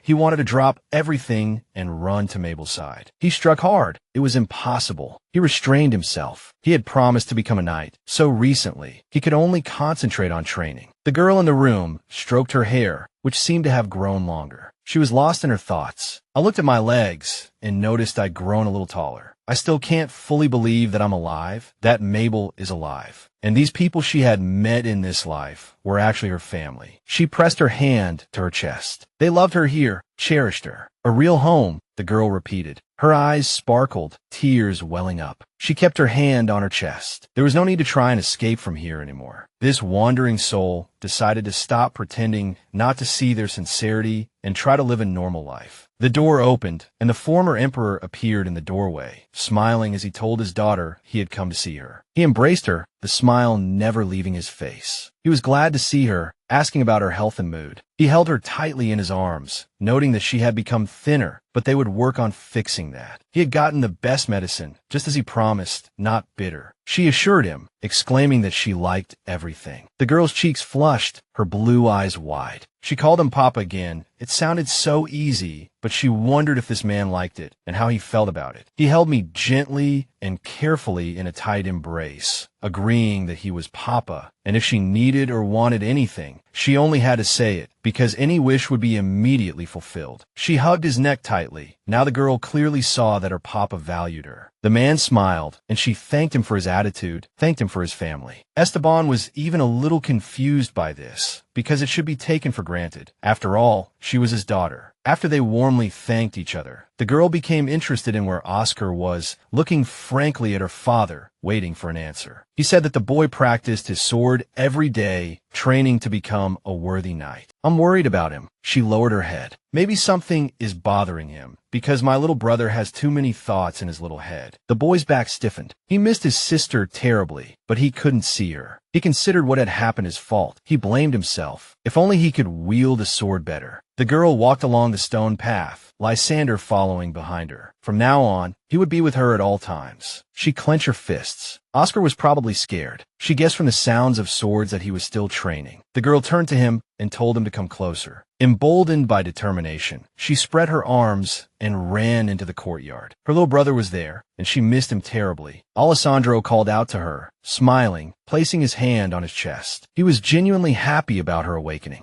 and could continue to stand behind her, guarding her. I'm surprised by this, but the man continued to tell me to be careful and not to fall. I saw Oscar swinging his sword, actively training, not noticing Mabel. She called out the boy's name loudly, running towards him with her hands raised, her smile radiant, illuminating everything around. The wooden sword clattered to the ground. Oscar dropped it, his hand failing him from the surge of emotions. It wasn't needed for the time being anyway. However, the boy didn't run towards her. Instead, he began to flee. The little girl gasped, screaming after his retreating figure, stunned by her brother's actions. The boy didn't turn around, running away swiftly, shouting to the girl that he had no right to see her. She was even more surprised by this answer. Mabel couldn't withstand such a run and collapsed to the ground, badly injuring her foot. Tears rolled from her eyes, a gasp escaping her from the impact. The boy came up and sat down next to her, extending his hand, asking her to try and stand up, holding onto his hand. She reached out, agreeing to stand, but noticed her brother's hands were worn from countless training sessions. He held her hand and said that she had just woken up and shouldn't exert herself so much, that she should be more careful. He turned around, pulling his hand out of the girl's, warning her as he left that she shouldn't run. She clung to his hand, wanting to keep him in place, not letting him leave, abandoning her alone on the training ground. Tears welled up in her blue eyes. Why was her brother avoiding her? She froze, waiting for an answer. He trembled at the perceived lack of love, lowering his head and shaking it in denial. How could such a thought even cross her mind? How could anyone not love her? He closed his eyes, afraid to lift them. He had promised to protect her, but he had failed. He finally admitted it. She grew angry, hitting him, yelling, cursing, calling him a fool, while he shut down before her. She raised her fist to strike, screaming that something was wrong between them, questioning what right he had, tears welling in her eyes. Pulling his hand back to her, she calmed down, thought for a moment, and replied that they should protect each other. Leaning forward, she wrapped her arms around his neck, promising to protect him, and he, in turn, would protect her. The siblings made a pact. He embraced her, promising his protection. They bickered back and forth, and he, smiling, agreed with her sentiment, because they were family. They lay in bed, the covers pulled up to her chin, and she smiled at her thoughts. She had a brother today, and that made her incredibly happy. She had done the right thing, coming to tell him everything. At night, the little girl had a nightmare. Her parents from her past life abandoned her again, smiling, doing it on purpose. But this time, something was different. When the hurtful, angry words were thrown, the pain didn't drown her as it usually did. This time, she knew she had a family who loved and accepted her, who protected and cherished her. Worse things happened later in the dream. When I touched Papa's hand, he just rudely shook it off, telling me not to touch him. The men turned around and started telling her how much they loathed her, how much they hated her. It was truly terrifying and painful. The little girl cried out, jumping up from the crib, asking why they would do that. Her loved ones, alarmed by her screams, rushed to her. She didn't understand why she was having such dreams. She was terrified that they would abandon her. They took her hands from both sides, soothing her with gentle words, assuring her they were near, that everything was all right. He touched her forehead with his hand, promising to destroy everything that frightened her. He smiled warmly, and the next minute, the little girl watched her father and brother bicker and fight over who would stay with the little darling for the night, each giving their reasons. She was ready to become a tyrant, to protect their happiness and their family. And now, she stood with an arrogant look, arms crossed. She looked at the guest. An hour earlier, the little girl was sitting on a soft sofa, the former emperor and his assistant standing behind her. The elder, Abelardo bowed to the little girl. He had gray hair and sharp, mocking eyes. He asked permission to examine her, gently touching her hand, conveying warmth. She didn't flinch, enduring the touch. The old man, having calmed the divine power, now pressed his fist to his heart and pierced it with a disgruntled look. The man argued, as they had promised, that if they helped the girl, they would recognize the added title to her name. He tried to explain. The little girl listened as her father tried to defend his rights. Mabel knew that they had come to their empire for a reason. After thinking and recalling several fragments related to the saint, she screamed about the divine seed. He turned to the little girl happily, spreading his arms and exclaiming, of course, a smile spreading across his face. The little girl remembered when Oscar read about a rare holy place in Bardu, the seat of the highest authority, and she had asked Kydel about it. The girl smiled. She put her hand to her chest, squinting her eyes, asserting that the item belonged to her at the time, and demanded its return. He gasped, startled, even opening his mouth, not knowing what to say, and the girl gave her reasons why the relic was hers. So now she haughtily pointed out that if they didn't give her the sacred object, she wouldn't accept the prefix added to her name. She understood that Abelardo was asserting his right to her. Abelardo was bewildered, shaking his head and screaming that he couldn't just take it and hand it over. Touching his head, taking off his glasses, the poor man even broke out in a sweat. As a result, the saint ran away, and Esteban picked up his little darling and spun her around, praising her. Gustav just hung his head. How could this be? I was frightened by the little girl's request to make Aiden her knight escort. This was the wish she left for her father. Gustav came in, tried to explain that the devil from Devlin was dangerous and not worth being around. Mabel rolled her eyes. She opened her eyes wide, looking at her father with a sparkle, as he had promised to do whatever she wanted. But she clarified that he wouldn't fulfill this request. He shook his head, resisting for a long time, but eventually nodded in agreement, smiling and saying that Papa would do anything she wanted. But the former emperor set a condition. Now the girl couldn't leave Alessandro's sight. Seeing the person she wanted to meet, she stopped and waved happily at him. She tugged at the boy's coat, leading him towards the bench. Surprised by her actions, he obediently followed. She asked how he knew about the rats being her doing, and he admitted to using his powers. He tracked the traces. Aiden stood up. Mabel became serious, repeating what she had told him before, reminding him that the decision to stay in El Minio was hers. I heard the offer to become her knight escort. I stared at the girl, unblinking, expecting her to say she was joking at any moment. She didn't keep him waiting, immediately admitting that she did indeed need him, pausing to look at him expectantly. She asked him to tell her more about Devlin. She wanted to know everything he knew and couldn't wait to destroy the Empire. She held out her hand, urging him to join her in a conspiracy, since Devlin also wanted revenge against the former Empire. He knelt, a smile playing on his lips, accepting and submitting to Her Majesty's will. He continued to watch the little girl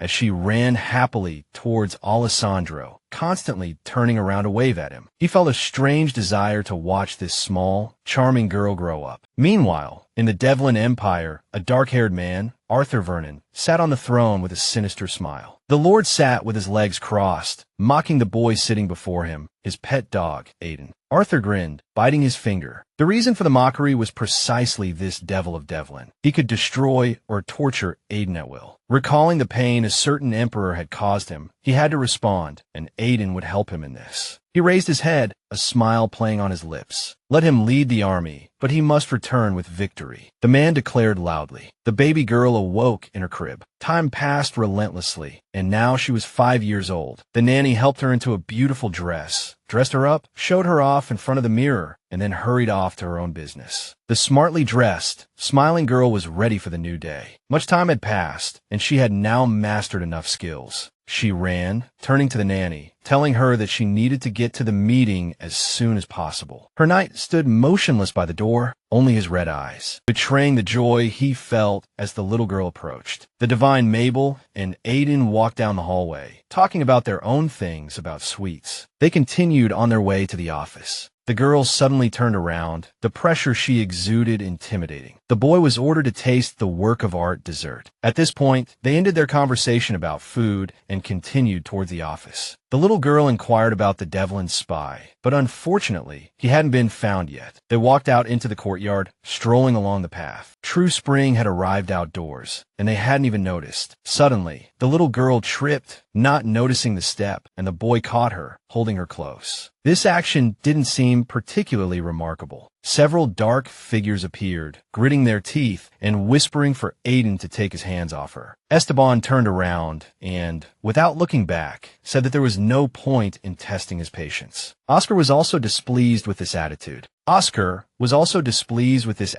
towards his sister, Mabel. Mabel raised her hand to her chin, the man's behavior still a mystery to her. Nothing had happened, the only explanation being jealousy. His face changed when he heard how Aiden had helped her. Otherwise, she might have fallen and hit her head. She held out her hand to the man and strongly suggested that he apologize to Aiden and thank him. Pleased with her achievement, she wished for everyone to live in harmony and peace. An aide ran up to them and shouted something. Everyone in the office began talking again about the drought, about the water not being able to penetrate the ground. The little girl lamented that the rain that had fallen during the ritual was useless. The girl clutched the seal on the report, thinking about how to help the starving people, as she could use her abilities to make plants grow. She shuddered when she heard the men admire her and comment on how cute she was. Count Javier made another suggestion. With a beaming smile, he proposed that the girl participate in the festivities. Father and daughter exchanged glances, asking if the girl would like to attend. If she wanted to, they would agree. He figured that one day she would have to participate in social life, resting his chin on his fist. If the former emperor always hid the girl from view, then it was worth showing everyone that it was best not to touch her. Otherwise, the punishment would be cruel. The little girl nodded in agreement. Her father asked for her opinion, and she, of course, smiled happily, expressing her willingness to participate. He crossed his arms, his expression turning serious, stating that at the ball she must look stunning and that he would choose the best outfit for her. The men began whispering behind the little girl's back. Gustav and Alessandro were already considering what to order and where. The emperor yawned, declaring loudly that he would do his best and pick something exquisite. For her beloved daughter, she clenched her fists, regretting leaving the men to handle the dress. The uncomfortable gown was too tight, making movement difficult. The red-haired woman placed her hand on her chest and introduced herself. Standing before the little girl was Pacifica Donovan, here to prepare her for the founding day banquet. Mabel frowned as she silently placed her teacup on its saucer. It was interesting that her tutor was her father's former wife. When asked about the girl's progress in studies, the woman expressed dissatisfaction. The questions were ordinary, but the girl found them intimidating. The girl walked almost alone down the finest street in the empire. The former emperor would have been displeased. Someone voiced this concern aloud, to which the Duchess reasonably gestured, indicating it was best for the girl to see the fashion trends firsthand. Mabel exclaimed that Pacifica was arriving tomorrow, and then they would go shopping. The Empress hadn't expected this. The boys were training, the clang of swords and the thud of fists and feet echoing. Oscar and Aiden had been training for a long time. The Devlin Devil pointed his sword at the defeated prince, victorious once again. He noticed and consoled the boy beside him, saying he was simply stronger and therefore difficult to defeat. He sighed, looking towards the person calling the boys, freezing when Mabel approached. She smiled brightly, waving one hand and carrying a basket of food for the boys in the other. They all sat down in the clearing, spreading out a blanket and arranging the food, beginning to talk about their day. 2 boys and a girl. She smiled, reaching into the basket and pulling out the delicious desserts she had specially prepared for them. Sharing snacks brought people closer. Oscar watched Aiden with a cookie in his mouth. It was strange how indifferent he was to sweets when the little girl wasn't around. But as soon as she arrived, he couldn't resist. I egged the boy on, commenting on how much he loved the delicious cookies and should eat more. The next day, Aiden and Mabel stood by the carriage, dressed and ready to go shopping. That day, Pacifica appeared before them, as pleasant as ever, clenching her fists without looking up at the children. Oscar wailed loudly when he heard he had to go for a walk with his mother, eventually succumbing to his interest in the girl. She interrupted his lamentations. The girl was interested in information about the woman, what she liked and disliked. she was ready to listen. He looked away thoughtfully, explaining that she wasn't one to openly express her feelings, but he himself was certain she didn't love his mother and that she couldn't stand ill-mannered people. The little girl was confused, but quickly composed herself, greeting Duchess Donovan. She looked up, noticing the large number of guards. The little girl became even more confused, blaming everything on her father. As Mabel got into the carriage, she turned to the boy standing beside it and asked for his help, as Pacifica was responsible for her safety today. After a short ride, the girl began to think. They rode in silence, no one attempting to start a conversation. Upon arrival, the Duchess announced they had arrived and needed to get out. Mabel noticed she was very serious and demanding today. We entered the atelier, and the maids greeted us. The little girl turned her head and gasped in surprise. The lady presented Her Majesty the Empress. They bowed respectfully. Everything would be of the highest standard today. Everything began to happen very quickly. The girls fussed over Mabel, dressing her. Beautiful dresses flashed by one after another as they had her try on every style. The dresses were strictly made in adult styles. The girl frowned, finding them uncomfortable, but remained silent. Everything was tight and generally uncomfortable. But I didn't want to appear weak in front of the Duchess, so I took a deep breath and lied. An assistant wheeled out a rack of dresses that Pacifica had previously requested be prepared, and these were the ones that needed to be tried on now. Someone helped her and did a wonderful job. The girl looked at herself in the mirror with pleasure. The beautiful dress fit her perfectly. Accepting the thanks, she, Pacifica, closed her eyes and replied impassively that clothes weren't candy wrappers. Pacifica stated that the girl didn't need to follow adult fashions, as she was still a child. Mabel appreciated the lady. She pointed her finger and asked for the one on this rack, the one they were currently trying on, to be given to them. She looked down at them and said they would take everything on this rack. Everything would fit them, and they would like it. The lady narrowed her eyes, contradicting the girl's statement that they were going home now. They were heading to the next atelier.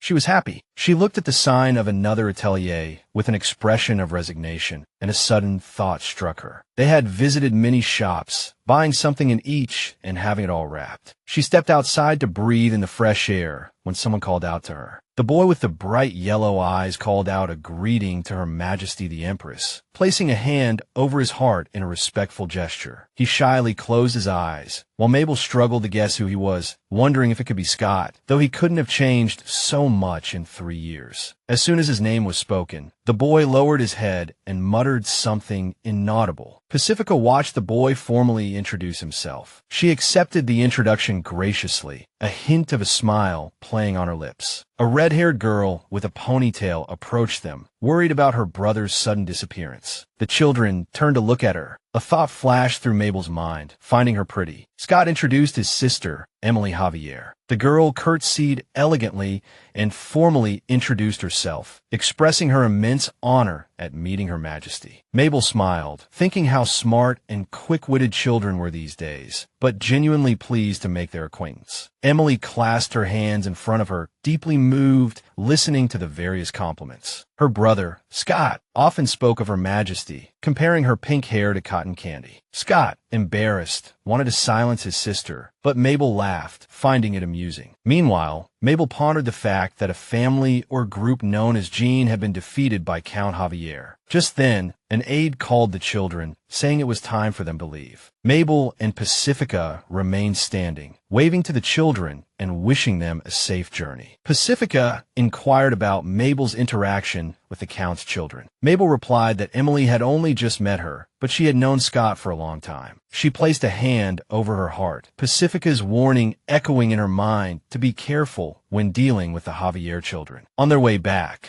Mabel was lost in thought about Pacifica's words, looking at her and pondering their meaning. Pacifica asked the young empress directly if she was afraid. The question seemed deeply personal. Mabel thought for several minutes. Then, without looking away, a single bead of sweat trickled down her cheek. She confessed honestly that she knew the Duchess Donovan didn't like her. After this confession, Mabel folded her hands in her lap, sadly mentioning that Oscar had also lost his claim to the throne, being born from Esteban's second marriage. Pacifica interrupted the little girl's lament, stating that even without love and companionship. There was absolutely no need to fear her. Pacifica's words startled her, making her blue eyes sparkle. A ruler should not feel fear. She should hold her position firmly and lead with conviction. Aiden, wrapped in a dark cloak, his eyes hidden, slowly entered the darkened room. He stopped, deciding this distance was sufficient. Mabel's divine power manifested, allowing Aiden to now travel considerable distances. Mabel, bundled in blankets with only the tip of her nose showing, didn't want to get up. However, a boy standing nearby announced Duchess Donovan's arrival. She peeked out from under the blankets, grabbed Aiden's leg, and begged for rescue. Memories flooded Aiden's mind, causing him to clench his fists. Ever since Mabel had touched him, he had felt uncomfortable interacting with her. He didn't know the reason, complex emotions overwhelming him. He headed towards the building where he hoped to find solution. As soon as he entered the building, a dagger whizzed past Aiden's head. He calmly caught the weapon in his hand, his face expressionless. The dark-haired man, standing at the top of the stairs, was pleased that Aiden had successfully blocked the attack. Mabel's knight, Aiden, had another face, a powerful master who could easily command and lead others. He was the leader of a nefarious guild called Eddie, which had formed 3 years ago, emerging in secrecy and beginning to gather intelligence. The young man bowed and smiled ingratiatingly at Aiden, commenting on his exceptional skill. He questioned Aiden, trying to discern his true identity, intensely interested in everything about him. Aiden ignored the questions about himself, ordering the young man to bring the documents he had requested. Mabel lay sprawled on the bed, sleeping soundly. Suddenly, a shadow fell over her. It was Aiden. He looked at the sleeping girl and carefully tucked her in, avoiding any contact with her body. Mabel jumped up, rubbing her eyes, calming down upon seeing Aiden and waiting for him to speak. But she fell asleep again while sitting beside him. Aiden covered her with a blanket as a chill breeze blew in from the window. Their eyes met, and a smile touched Mabel's lips. Once settled, she looked at him expectantly, repeating her earlier request, and fidgeted impatiently. The conversation flowed calmly, even touching upon Count Javier and his interest in the gold mines. Mabel kept her own abilities secret, for she could gather information through bees. If anyone knew, they would surely try to exploit this ability for their own purposes. She lowered her head, saddened that talking to animals wasn't enough for revenge, and as Empress, she couldn't move freely. Smiling at the boy,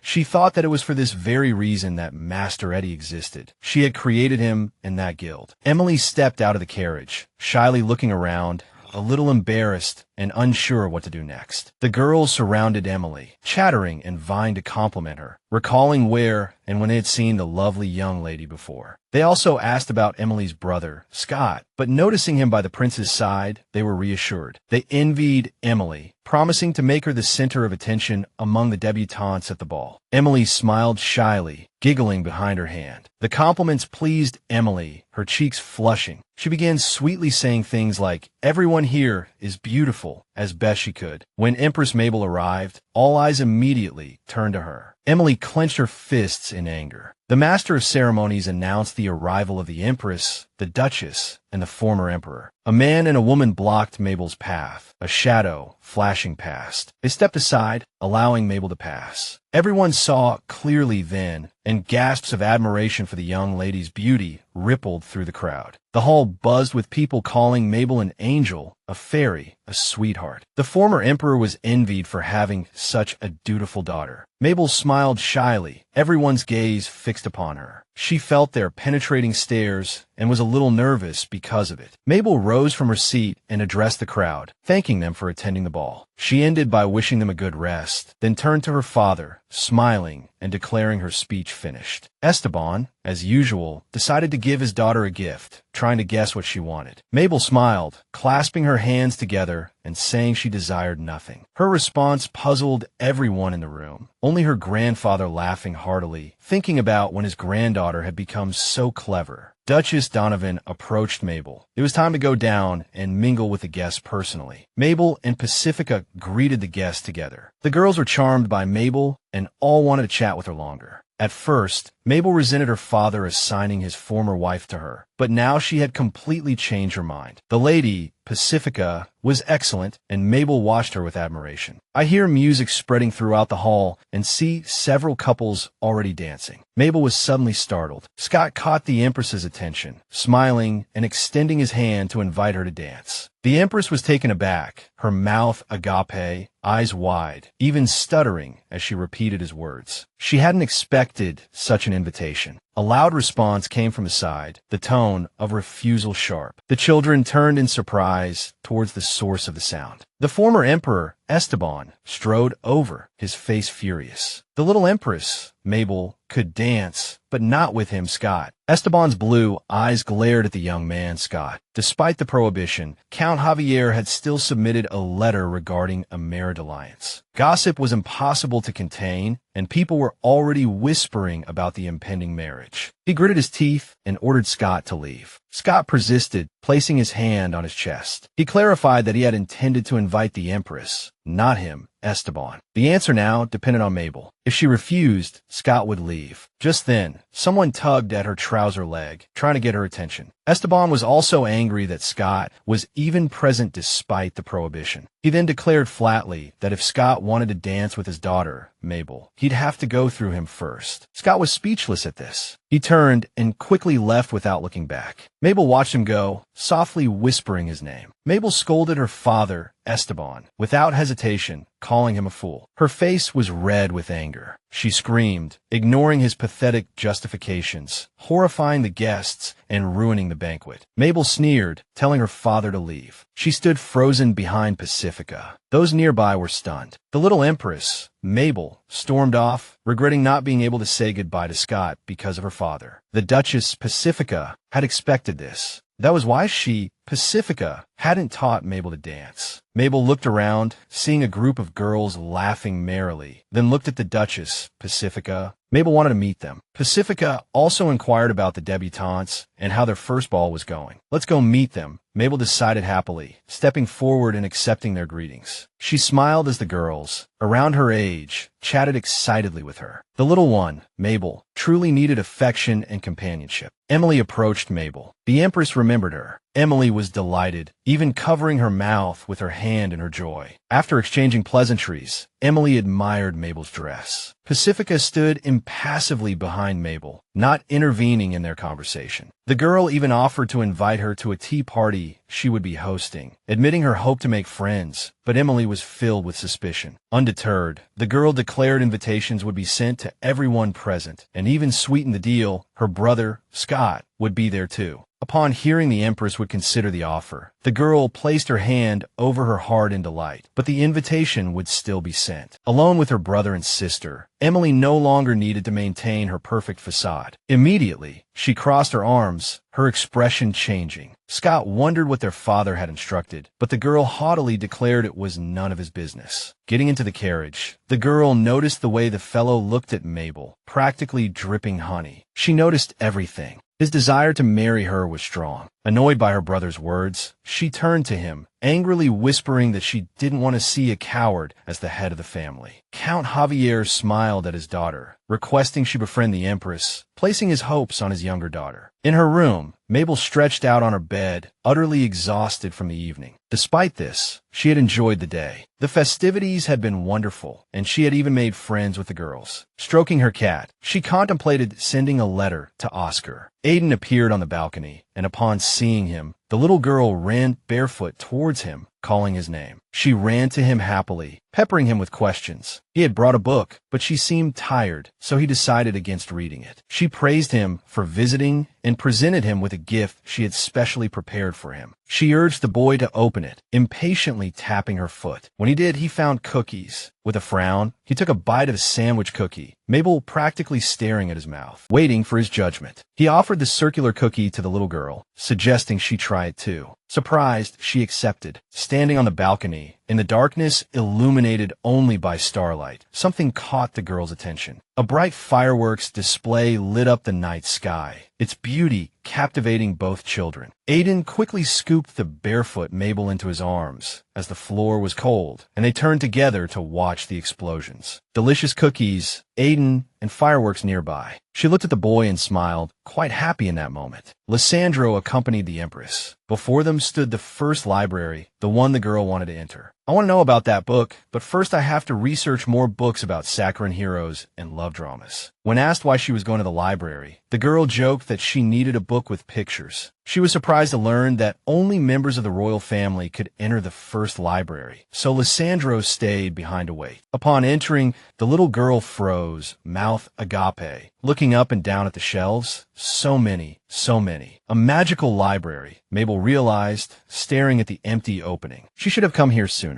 My hand started shaking. I wasn't tall enough to reach the book, even on tiptoe. I wanted that book so badly. Then I decided to try my power. It worked. The book fell right into my hands. But surprised, gazes followed the book. It hadn't fallen into her hands, but into the hands of an approaching blonde man. The question of who he was froze on her lips. She held out her hand, demanding he give her the book. He glanced at her, asking if she could read. The girl was offended, stating the obvious. He put the book back and handed her another, one more suitable for her age, in his opinion. Assuming he was a librarian, she snatched the book, thanking the strange young man in white. However, the little girl's gaze was drawn to the red-eyed fellow. She didn't understand. There was absolutely nothing dangerous about him. Mystical and holy, Oscar burst into the room, practically knocking down the door, shouting, worried about his sister, anxiously looking to see who she was with. He sat beside her, noticing the books, and touching one of them, decided to read one to Mabel, as he used to. The little girl even knew which book to read, holding it like a precious treasure. Sitting on the bed, the girl opened the book on Oscar's lap, and her brother began to read the story of the origin of the world, when there was nothing and no one. He appeared, God in the form of light, cutting through the darkness, separating a part of himself, sowing trees, giving them life, the tree of creation, such a name was prepared for them, and a gardener to look after them. Until one day, one of them decided to eat the branch of creation, for he showed a desire for immortality. A chain reaction began. After him, others also wanted immortality. The girl stared at the book,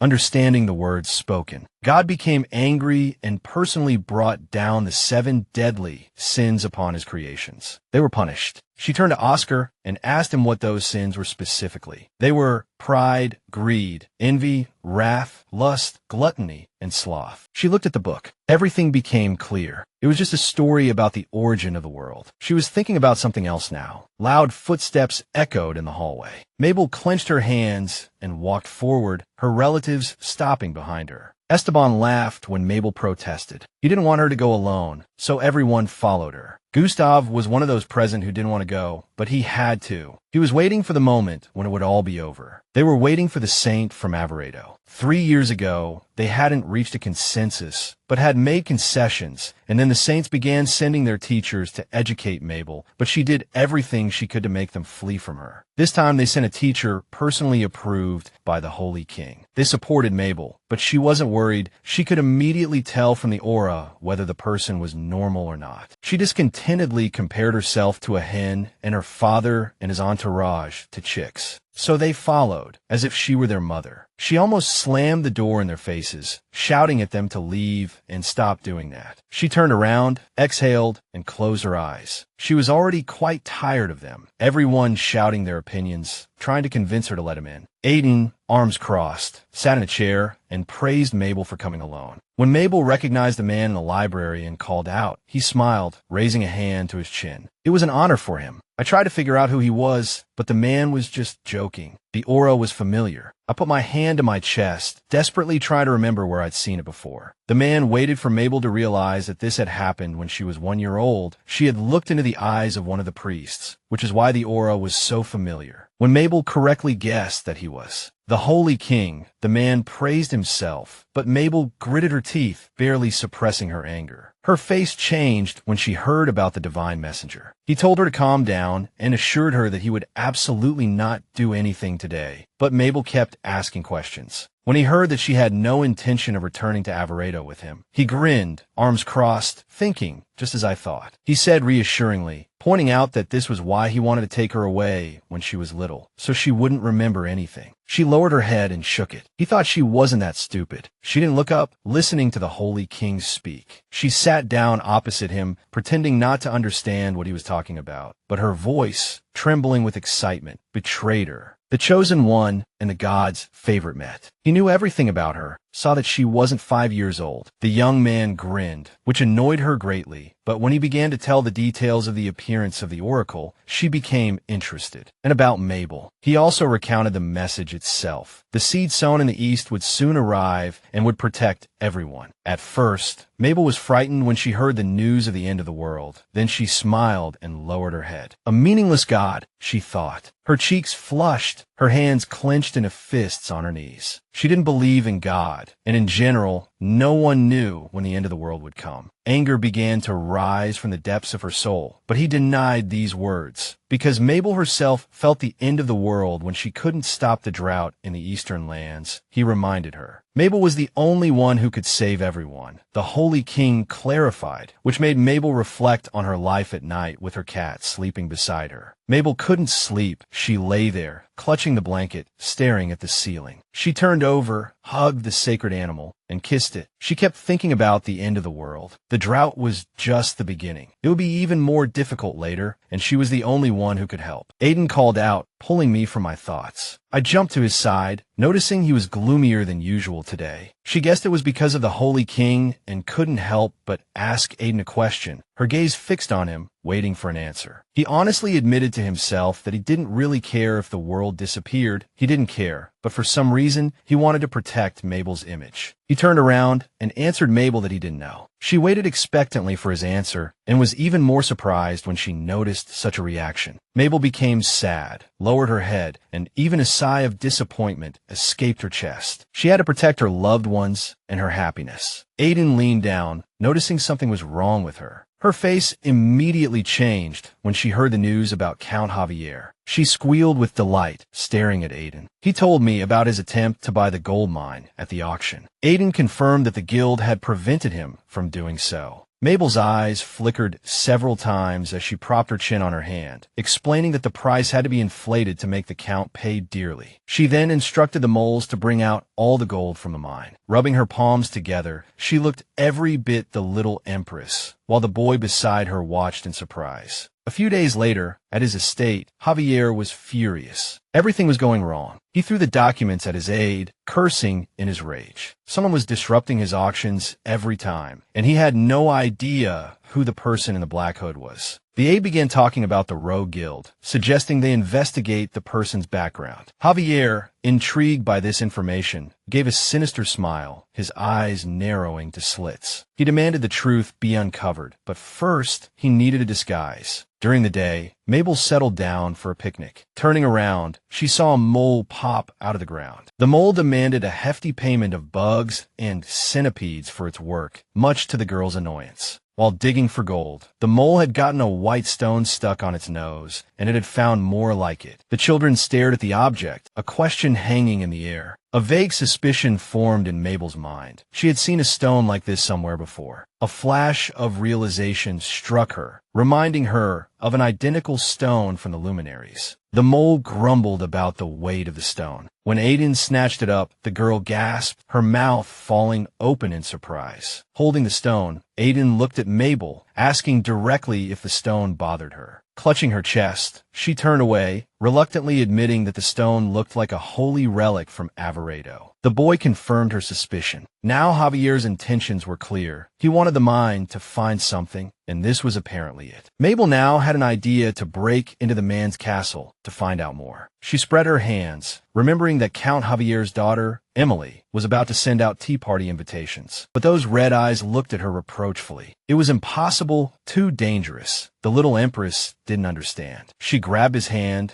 trying to persuade him, offering various reasons. Suddenly, a shadow fell over them. Esteban was furious to hear that his daughter had gone on a picnic with that demon of Devlin instead of with him. Mabel tried to appease her enraged father, promising to accompany him next time, but he glared at Aiden, who always seemed to be one step ahead. She reasoned that they could have 2 picnics. The man, overjoyed, clenched his fists, getting his way. Mabel ran into the library where Oscar was. She joyfully jumped towards him, landing in his outstretched arms. Sitting on her brother's lap, she turned to him with a request, holding an envelope. The boy was willing to do anything for his sister. He would take care of everything. She smiled happily. Mabel wanted to go here. The boy recognized the Javier family crest, but the little girl continued. She said she wanted to befriend Emily, even though it was dangerous. She really wanted to make friends with someone her own age, and he understood that. But he would write a reply, which was exactly what Mabel needed. The boy would accompany her to ensure her safety. The little girl shook her head. Her brother wouldn't be going with her because she was taking Aiden. Oscar watched in horror at what was happening. The girl ran off, sweat rolling down her face. She screamed, but his voice could no longer be heard. Oscar stopped at Mabel's door, where he was intercepted by Esteban. Esteban also needed to see her. When they entered, they found Mabel asleep with a pencil in her hand, resting on a drawing, a cat sleeping beside her. The men smiled and covered the girl with a blanket, seeing her asleep. Oscar noted that children needed a lot of sleep. He noticed that Aiden himself, despite being busy, always stayed up late. Esteban watched his children. They also noticed a drawing, a plan to explore Javier's castle, with the girl's signature and explanations underneath. They also noticed another drawing, a yellow one, assuming it was Scott's, and Esteban rolled his eyes, ordering his son to throw it away. The men in the room huddled together, whispering conspiratorially. Esteban was angry about the tea party, while Oscar argued its benefits. What bothered them even more was that Mabel wanted to go with Aiden. They fell onto the bed, hands covering their heads. Standing up, they cursed, at a loss for what to do. Esteban promised to find a solution. He wouldn't let it go. As soon as they left, Mabel jumped out of bed, listening to their retreating footsteps, peering intently at the door, analyzing what she had heard about Aiden. The next morning, Mabel twirled in front of the mirror as her nanny helped her dress. Seeing Aiden, she turned to him happily. Lorima greeted Aiden with a smile, affirming that the little darling looked absolutely adorable today. Mabel pouted, turning away from Aiden unhappily, annoyed and disgruntled that he hadn't shown any particular reaction when appraising her outfit. The children left the room, and Mabel immediately took Aiden's hand, turning to him with a smile. She paused thoughtfully, still holding his hand, now doubting the effectiveness of that influence on him. Aiden wanted to pull his hand back, suddenly feeling uncomfortable, but his crimson eyes shot a sharp look at Mabel. He gripped her hand tighter, refusing to let go. She returned his gaze with a warm smile, giving his hand a gentle squeeze. Esteban suddenly lunged towards them, becoming enraged and shouting. Mabel flinched back. Esteban turned his attention to Aiden, telling him to stay away from her and politely release her hand. The man's jealousy was evident even in this act of shielding Mabel. He ordered the distressed Aiden to leave, stating they could handle things themselves. In the end, Esteban took Mabel away. On the way, she decided to ask where they were going, or rather, where her father was dragging her. A drop of sweat rolled down Esteban's cheek. He smiled, teeth gleaming, and said they were going to do a good deed with the children. I entered the room. I saw people sitting in many chairs. All proceeds would be donated to charity. Gustav stood on a raised platform, his voice booming as he called for silence. The auction of Her Majesty's cherished belongings was about to begin. Noticing the little girl, Gustav turned to her, gave her a shy smile, and gave her a thumbs up. A few days ago, I had leaned down to the girl, listening to her request to sell the things her father had given her. She didn't use those things. The drought was still ongoing,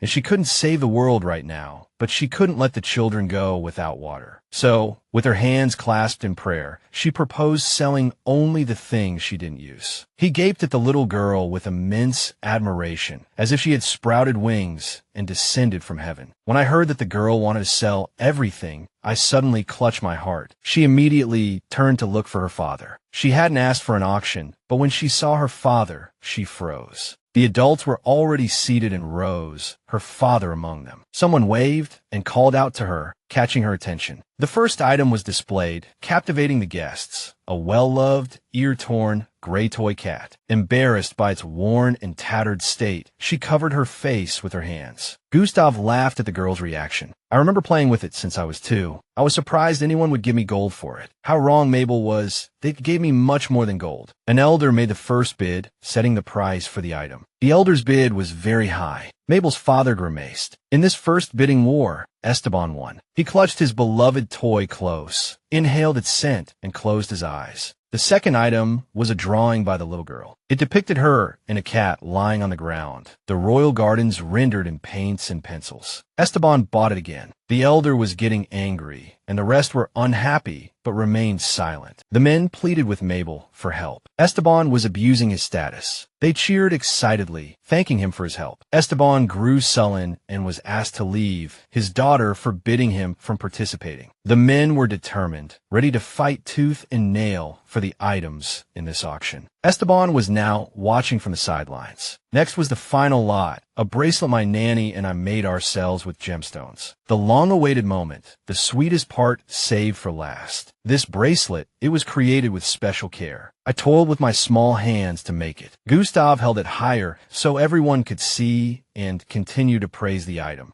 After the event, the men noticed with disappointment that they had only managed to buy one item from the Empress. Mabel stopped at a shout, her blue eyes widening, staring nervously. A man appeared before her, his face contorted as if holding back uninvited tears, afraid to speak. He leaned down and in a mournful voice said he wanted to buy at least one thing to pass down as a family heirloom. As a relic, Mabel listened, her surprise growing. She stared intently at the very upset man and silently gasped when she heard his desire to pat her head, deciding he was crazy. I only imagined this for a moment and immediately dismissed those thoughts. It was inappropriate for an empress. She was not his granddaughter to be patted on the head. He recoiled immediately. He knew this. But the little girl surprised everyone. She asked to shake his hand. He extended his hand, and in response, she touched it with her small fingers. This handshake was unexpected for the man. The enthusiasm in his voice pleased the girl. But now a crowd of men surged towards her, all wanting to shake her hand as well. Esteban roared, pushing them aside and squeezing next to the little girl. She was having a wonderful time, comparing it to a campaign, shaking hands with everyone and not even feeling tired. An aide stopped Esteban, who was scowling at his daughter, considering this behavior unacceptable. He was displeased, believing that only he, as her father, should kiss, hug, and stroke her head. The man grinned, coming up with a brilliant idea. Anyone who touched Her Majesty again would face a hefty fine. Mabel put down her pen and turned to look at her dear father, stating that he was at it again and sighing. The men weren't afraid of the fines. For them, it was even like an easy win. They just had to pay. They pulled out their wallets. There was an auction that day, as touching Her Majesty came at a price, and the treasury swelled, making it a truly remarkable day. Aiden held the object in his hand, scrutinizing it, wondering where he could hide it. It was a magically enchanted item, perfectly disguised. He smiled faintly and pulled a black envelope from his inner pocket, handing the invitation to the waiting person. I walked through the clothes hall, examining everything inside. Some people were playing cards. His gaze found the person he was looking for, a young redhead with his arms crossed over his chest, talking to a dark-haired youth. It was Count Javier. He was pleased he could dig up more. A servant brought Scott a letter, calling the boy, who turned around, yellow eyes gleaming. He picked up the letter and read it carefully, his expression softening into a smile as he realized it was from Her Majesty. The boy clenched his fists and went to his sister with questions about Her Majesty. The boy began to shout indignantly, his cheeks flushed with excitement, that Mabel was a good person and shouldn't be bothered. But the children were interrupted by a maid announcing the arrival of guests, and they could only exchange sharp glances. The girl turned and walked away from the boy, telling him without looking back that their paths were different. They each walked their own way. Meanwhile, Mabel was gracefully stepping out of the carriage, Aiden assisting her hand. Emily smiled brightly upon seeing Her Majesty, her eyes crinkling with delight that the invitation had been received. At the table, the girl asked Mabel how the tea party had gone, continuing the conversation. She held a cup in her hand, tilting her head slightly in a show of interest, smiling. She liked everything here, and the desserts were delicious. The girl had good taste, Emily thought, looking into the distance, remembering her brother's words. In fact, she liked this little girl. Blue eyes, sparkling with joy, looked around at the gathered girls, youth and vivacity bubbling around. I don't remember when there were such girls around me, but it's time to start implementing her plan. She glanced back at Aiden, signaling him to act. Without a second thought, the girl spilled a cup of tea on herself, screaming and waving her arms. The girl sitting next to her was also frightened. Emily screamed and covered her face with her hands. The little one calmed down, but she had to wash her hands. She stood up, declining offers of help, saying her guard would assist her. The first step was to get rid of Lysandro. Mabel turned to him, anxiously leaning down. Unexpectedly, a man sat down next to the little girl. She was worried about losing her beloved teddy bear-shaped ring and asked him to help find it, tears welling up in her eyes. Aiden pointed to the side, replying that he noticed something shiny there. Red eyes rested on the girl, whispering to her to be very careful, worried for her. Phase 2, I ran, looking around for the stables, desperately needing to find a horse. Upon entering, the girl found the stables and looked at the horses. There was no one there, which was good. The little girl's eyes lit up, and she clasped her hands together, happily greeting the horses. They were talking amongst themselves, completely unsuspecting. But noticing that the little one hadn't brought any food, they turned away from her, and she spread her hands, trying to stop them. It was very difficult now, but Mabel consoled herself that she had been feeding animals for years. So she reached into her purse and rummaged, trying to pull something out. She produced a sweet sugar cube, and the horses turned their heads, drooling in anticipation of the treat. They began to munch and thank the person. It was very tasty for them. But they would also tell her everything, absolutely everything she wanted to know. She learned everything she wanted to know about the gems,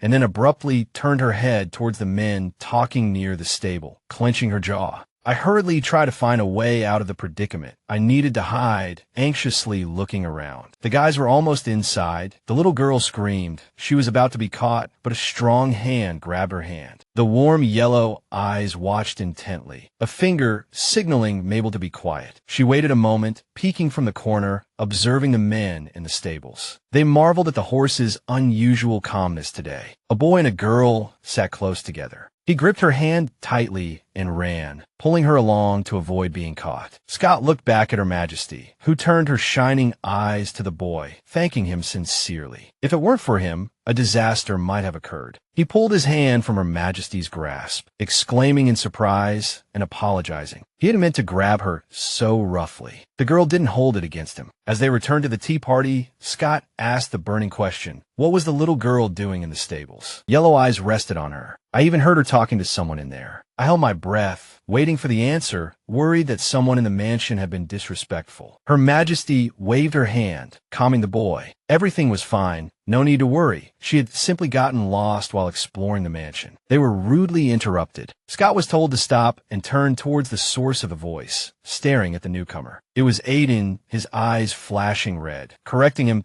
The little one doesn't appreciate that kind of attitude. The girl found herself in a difficult situation, looking at Scott with fearful eyes. Things weren't as the boy thought. His yellow eyes were fixed on the Devlin demon. It seemed he truly was her knight now. The red-eyed boy corrected him, stating he'd long abandoned that title. He didn't look away, his jaw clenched. Neither wanted to break the stare. It was as if lightning crackled between them. The girl tried to intervene, to stop them. Then she ran to Aiden's side, ordering him to leave with her, pulling him away from Scott, trying to protect everyone around them. She led the boy away, promising to see him, Scott, again soon, and asking him to return to the girls. He narrowed his eyes, smiling. He was happy to see Her Majesty, and the joy was genuine. While talking to the boy Aiden, on the way, I worried about what Scott must be thinking. He was such a gentle and vulnerable young man. The thought hadn't left my mind the entire time. But Aiden didn't answer her. As they approached, they heard whispers, discussions about the boy at Her Majesty's side, about his dirty bloodline. A dark-haired girl, one hand on her hip,